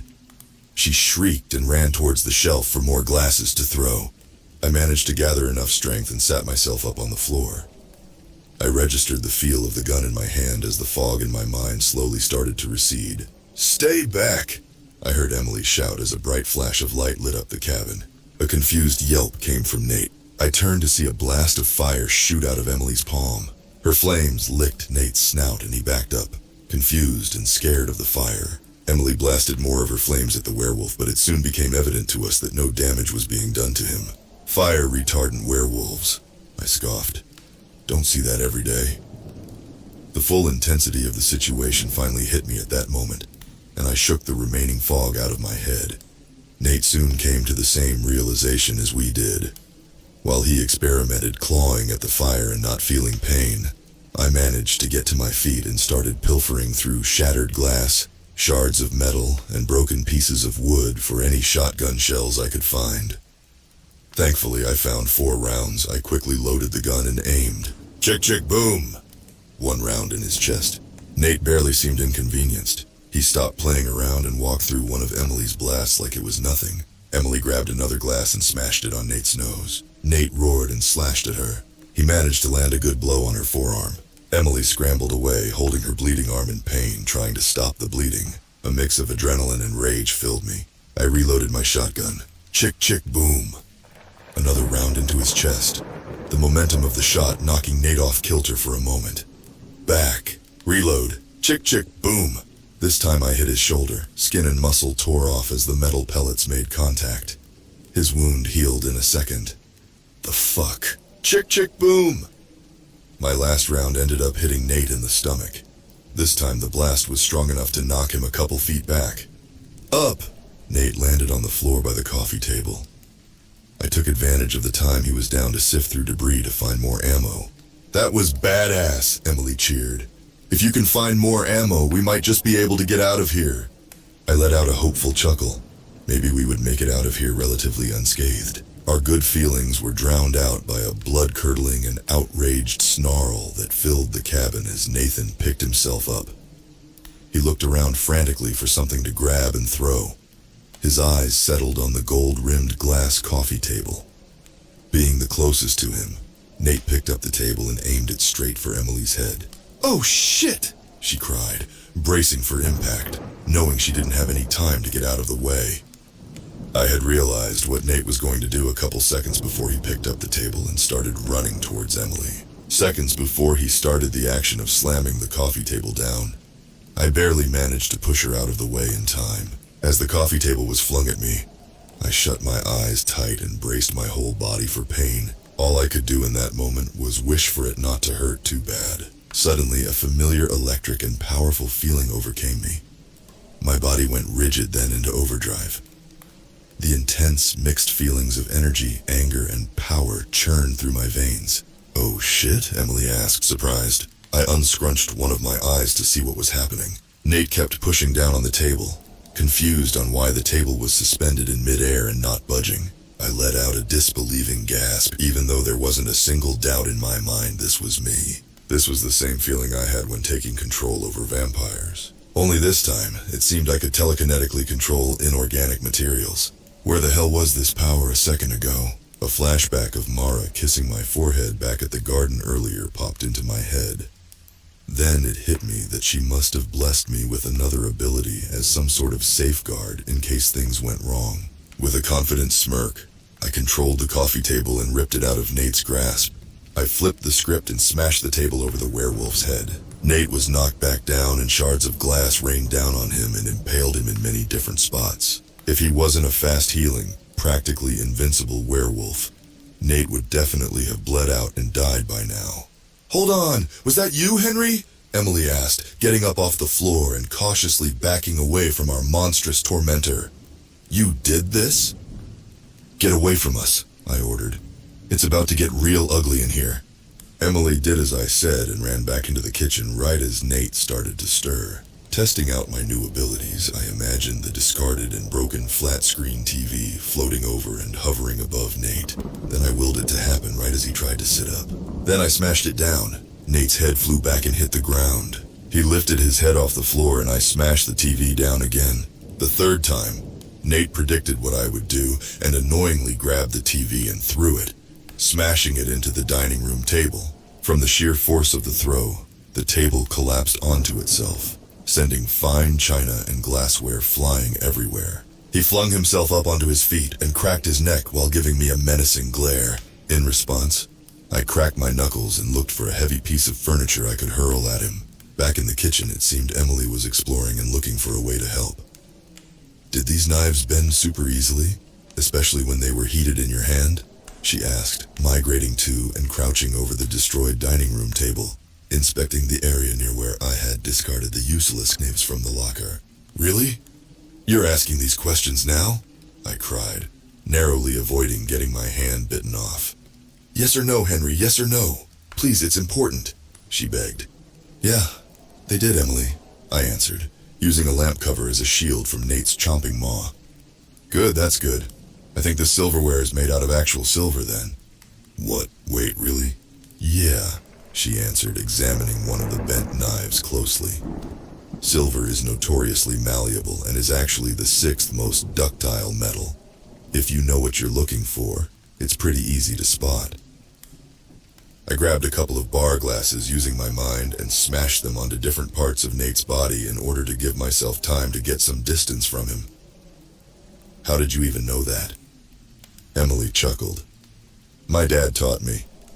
He loves learning about different metals and the elements. He also had a weird obsession with the gold rush, so he's a wealth of geologic and history facts." I noticed her hand started to glow. Pretty quickly, the knife superheated and developed a chrome-looking coating. "What are you doing?" "I'm going to smelt this silverware down and shape it into bullets." "Mind tossing me one of those knives to use while you do that?" I asked, taking my attention off of Nate for a second. Emily grabbed a knife and was about to pass it to me when Nate used his new supernatural speed to body slam into me like a linebacker. I heard a sickening crack as our bodies connected. I cried out in pain as Nate sent me gliding into the bar counter. I managed to sit up where I realized my left shoulder had been dislocated. Pain clouded my mind and made it extremely difficult to control the furniture around me. Weakly, I tossed a bar stool at Nate, who used his unnaturally fast reflexes to swipe it away. "Emily!" I groaned out, straining to crawl away from my werewolf attacker. "I'm almost done, Henry. Hold on!" she yelled as she finished smelting down the knife. She played with the heated metal like it was Play-Doh, pulling the metal apart and shaping the pieces into little pellets with her bare hands, the extremely heated object seemingly not burning her skin. Nate let out a gleeful chuff as he closed the gap between us. I let out a scared whimper as he pounced and held me onto the ground by my neck. I clawed and scratched at his fury wrists, begging for release and proper airflow. I tried to use my telekinesis to grab onto Nate himself, but just like earlier, it didn't work. Suddenly a sharp and intense pain came from my shin as Nate stomped on it, staring me in the eyes as he did so. I started seeing stars and lost my hearing for a second. Then a high-pitched ringing noise rattled my ears. It took me a moment to realize my ears weren't ringing. It was my agonizing scream. I looked down to see a bloodied, mangled mess of skin, muscle, and bones. My right lower leg had been completely decimated. The sound of the shotgun being pumped and loaded rang out from by the bar. Emily had loaded her silver pellets into a discarded shotgun shell casing and loaded it into the gun. She now stood at attention while Nate bared his fangs and licked the skin on my neck, savoring the stench of fear wafting off me. "Don't you dare touch another hair on his head, Nate," Emily demanded as she took a calculated step towards us. "I won't hesitate to blow a hole into you." I felt his grip loosen around my neck for a moment before Nate let out an annoyed grunt and began lightly nipping the skin around my carotid artery. I let out a choked cry as the blood loss caught up to me. I was freezing and started feeling sleepy. "I'm sorry to do this then," she said. Suddenly, a loud explosion filled the room as the gun went off. Nate yelped and released his hold over me. He backed up, clutching the side of his stomach. Blood trickled through his fingers and puddled on the ground beneath him.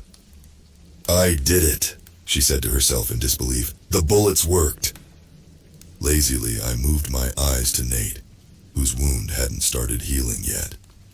Blood was still seeping out through his fingers as Nate faltered, almost collapsing.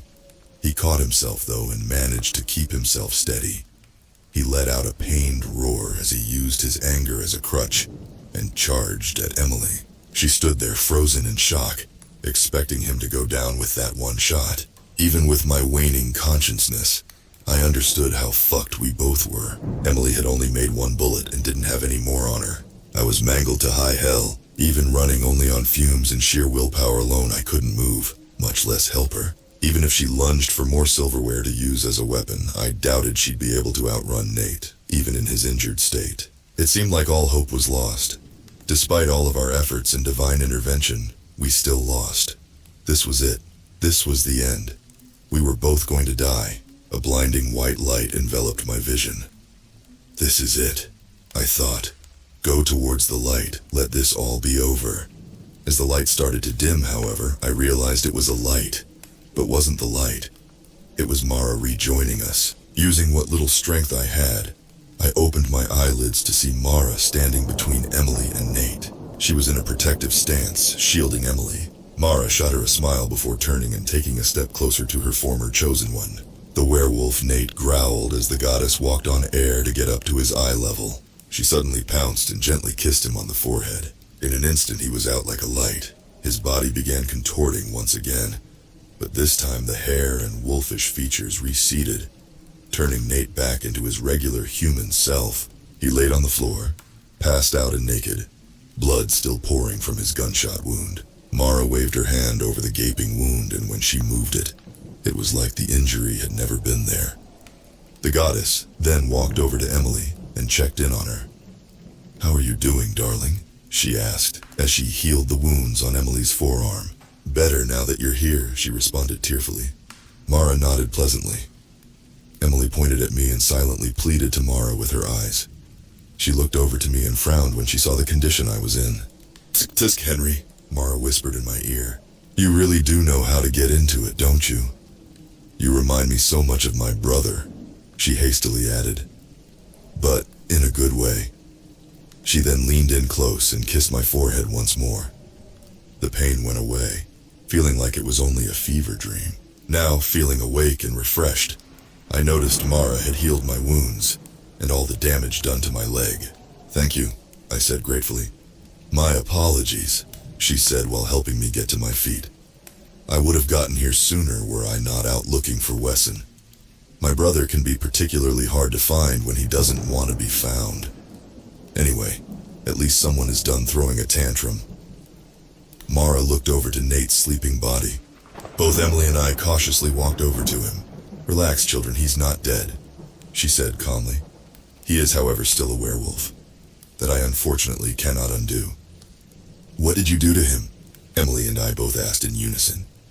"A second chance," Mara answered in a whisper, taking a deep, shuddering breath.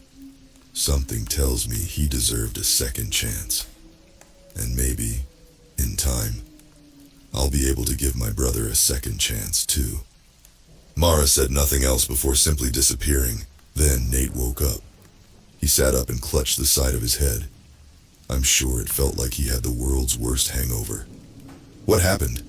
"My head is killing me," he groaned. Nate realized he was naked and hid his private bits behind his hands. "Why am I naked?" Emily smacked the back of his head. He yelped out in pain as he started rubbing the sore spot. Nate shot Emily a glare. "You got turned into a werewolf and tried to eat us," she seethed, folding her arms into her chest.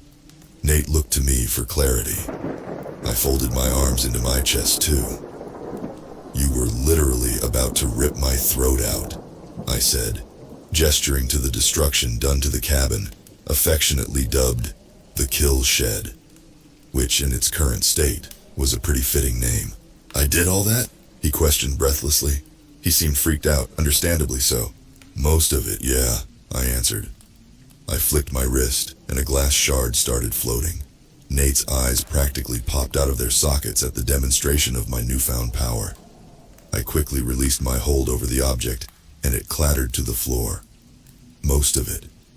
I can barely comprehend what you just told me, and now you have a new ability. God, everything smells 10 times worse than it did before. What the hell is going on? I don't remember a thing. I'll explain it to you later, I told him, patting his shoulder while pulling the tablecloth over for him to cover up. Guys, Emily interjected, what are we supposed to do now? A phone suddenly appeared in front of us. On it, the dramatic sting of a breaking news broadcast began playing. The three of us focused our attention on the phone. It was a local news station covering an ongoing case.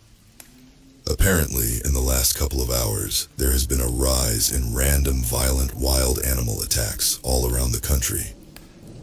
My heart sank as Emily and I both turned to stare at Nate. He let out a nervous gulp and played with the strap on his makeshift toga. We all knew the truth.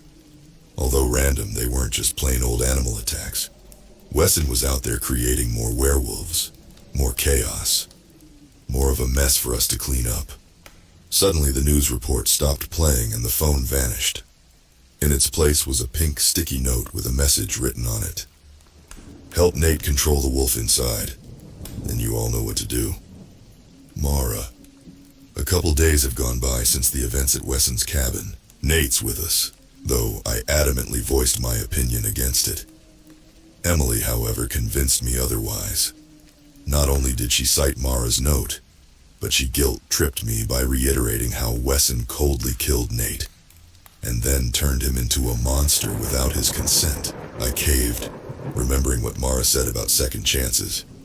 I'm still watching him closely, though. He still needs to regain both Emily and I's trust, and needs to learn how to control his werewolf side. We're all getting used to Nate's new affliction. We don't know exactly what he can and can't do, what triggers the transformation, besides the full moon, his weaknesses, and how to return him back to normal once he's changed. This, I suspect, is why Mara left us the note. If we can learn how Nate ticks, we can use that knowledge against the other werewolves Wesson created. We might even be able to use Nate to track them down as well. In the meantime, we're back at my apartment above Marty's. And no, I didn't get fired from my job, but I came close to. The night Nate showed up at the bar, I left Marty a note explaining that I had a family emergency I had to deal with urgently, and didn't know when I'd be back. When I showed back up with those two, I had to beg not to be fired. Marty stuck me on probation and I have to work doubles every day for the next month. A small sacrifice to pay for the greater good, in my opinion. Emily and Nate moved in. I gave the master bedroom to Emily and Nate, my old air mattress. I'm sleeping on the couch. Sure, it's cramped, but it actually hasn't been that bad. But if we're going to do this, be a team, we need to get to know one another better. No more secrets, and no more lies. Mara is counting on us to figure our shit out. Speaking of Mara, she just paid us a visit and delivered some fantastic news.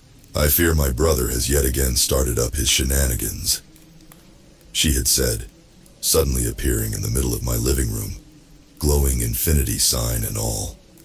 She gave us all a good startle. Nate actually started to shift, but with a single touch from Mara, he calmed down and his transformation stopped. Once we were sure he was okay, Mara continued.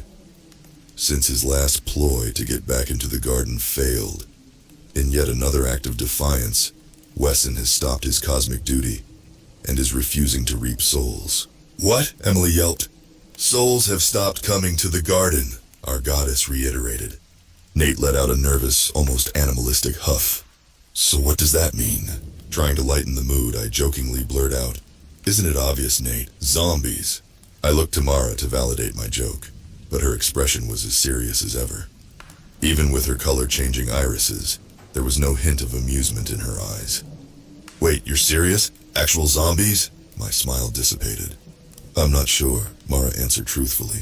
This was the most nervous I'd ever seen her. Something akin to that nature, yes. Once a mortal's body dies, the soul is meant to move on and rest in my garden. If the soul can't do that, it becomes trapped in its decaying body. The soul, not being reaped, starts to go stir crazy, which causes the deterioration to accelerate. Thus, you have an angry soul that craves death and sweet release trapped in a decaying vessel. Based on this description, you could accurately describe these creatures as zombies. What is with this dude and his obsession with the undead? I complained. First it was vampires, now it's zombies. Nate scoffed. Well, he is the god of death. I rolled my eyes at his response because he was right. What are we supposed to do about that? Emily asked, freaking out. Right now, nothing, Mara answered. I let out a nervous cry. Nate sat down on the couch. He was stressed out of his mind. I could see his eyes start to glow yellow again. It'll be all right, she said stoically. This is my burden to handle right now. I've temporarily extended the human lifespan and done everything I can to prevent sudden and tragic deaths. Unfortunately, there is a scale to keep balanced here, so I can't stop everyone from dying. The problem is mostly contained for the moment, but the scale can tip at any moment. Is there anything we can do? Nate asked as he rubbed his temples. All you can do is try to lure my brother out. Stall him for long enough so I can get to him. Talk some sense into him. That's easy, I started. Wesson knows I'm your favorite, and I think, just like you, he has a special attachment to Nate. Mara brought her thumb to her lips and chewed them while thinking. I suppose that's true. She paused for a long moment, looking at Nate. He nodded his head slightly in agreement. I'll let the three of you workshop that idea. I do need to get back to my search for Wesson, though. If you need me, I'll come as fast as I can. But for now I must leave you, my chosen ones. Just as she had appeared, Mara was gone without a trace. She left without giving us a chance to say goodbye. Nate, Emily, and I all sat in silence. The amount of pressure we felt was tremendous. It was like the weight of the world was on our shoulders. How on earth were we going to make it out of this one? Alas, I think it's about time I log out. Got a lot of things on my plate right now. Damage control a rising werewolf epidemic. Try to prevent a potential zombie apocalypse. All the while eradicating blood-sucking vampires along the way. You know the use. Anyway, stay young and don't let me catch you trying to buy alcohol underage. Signing off. The guy who can see people's ages. Henry West.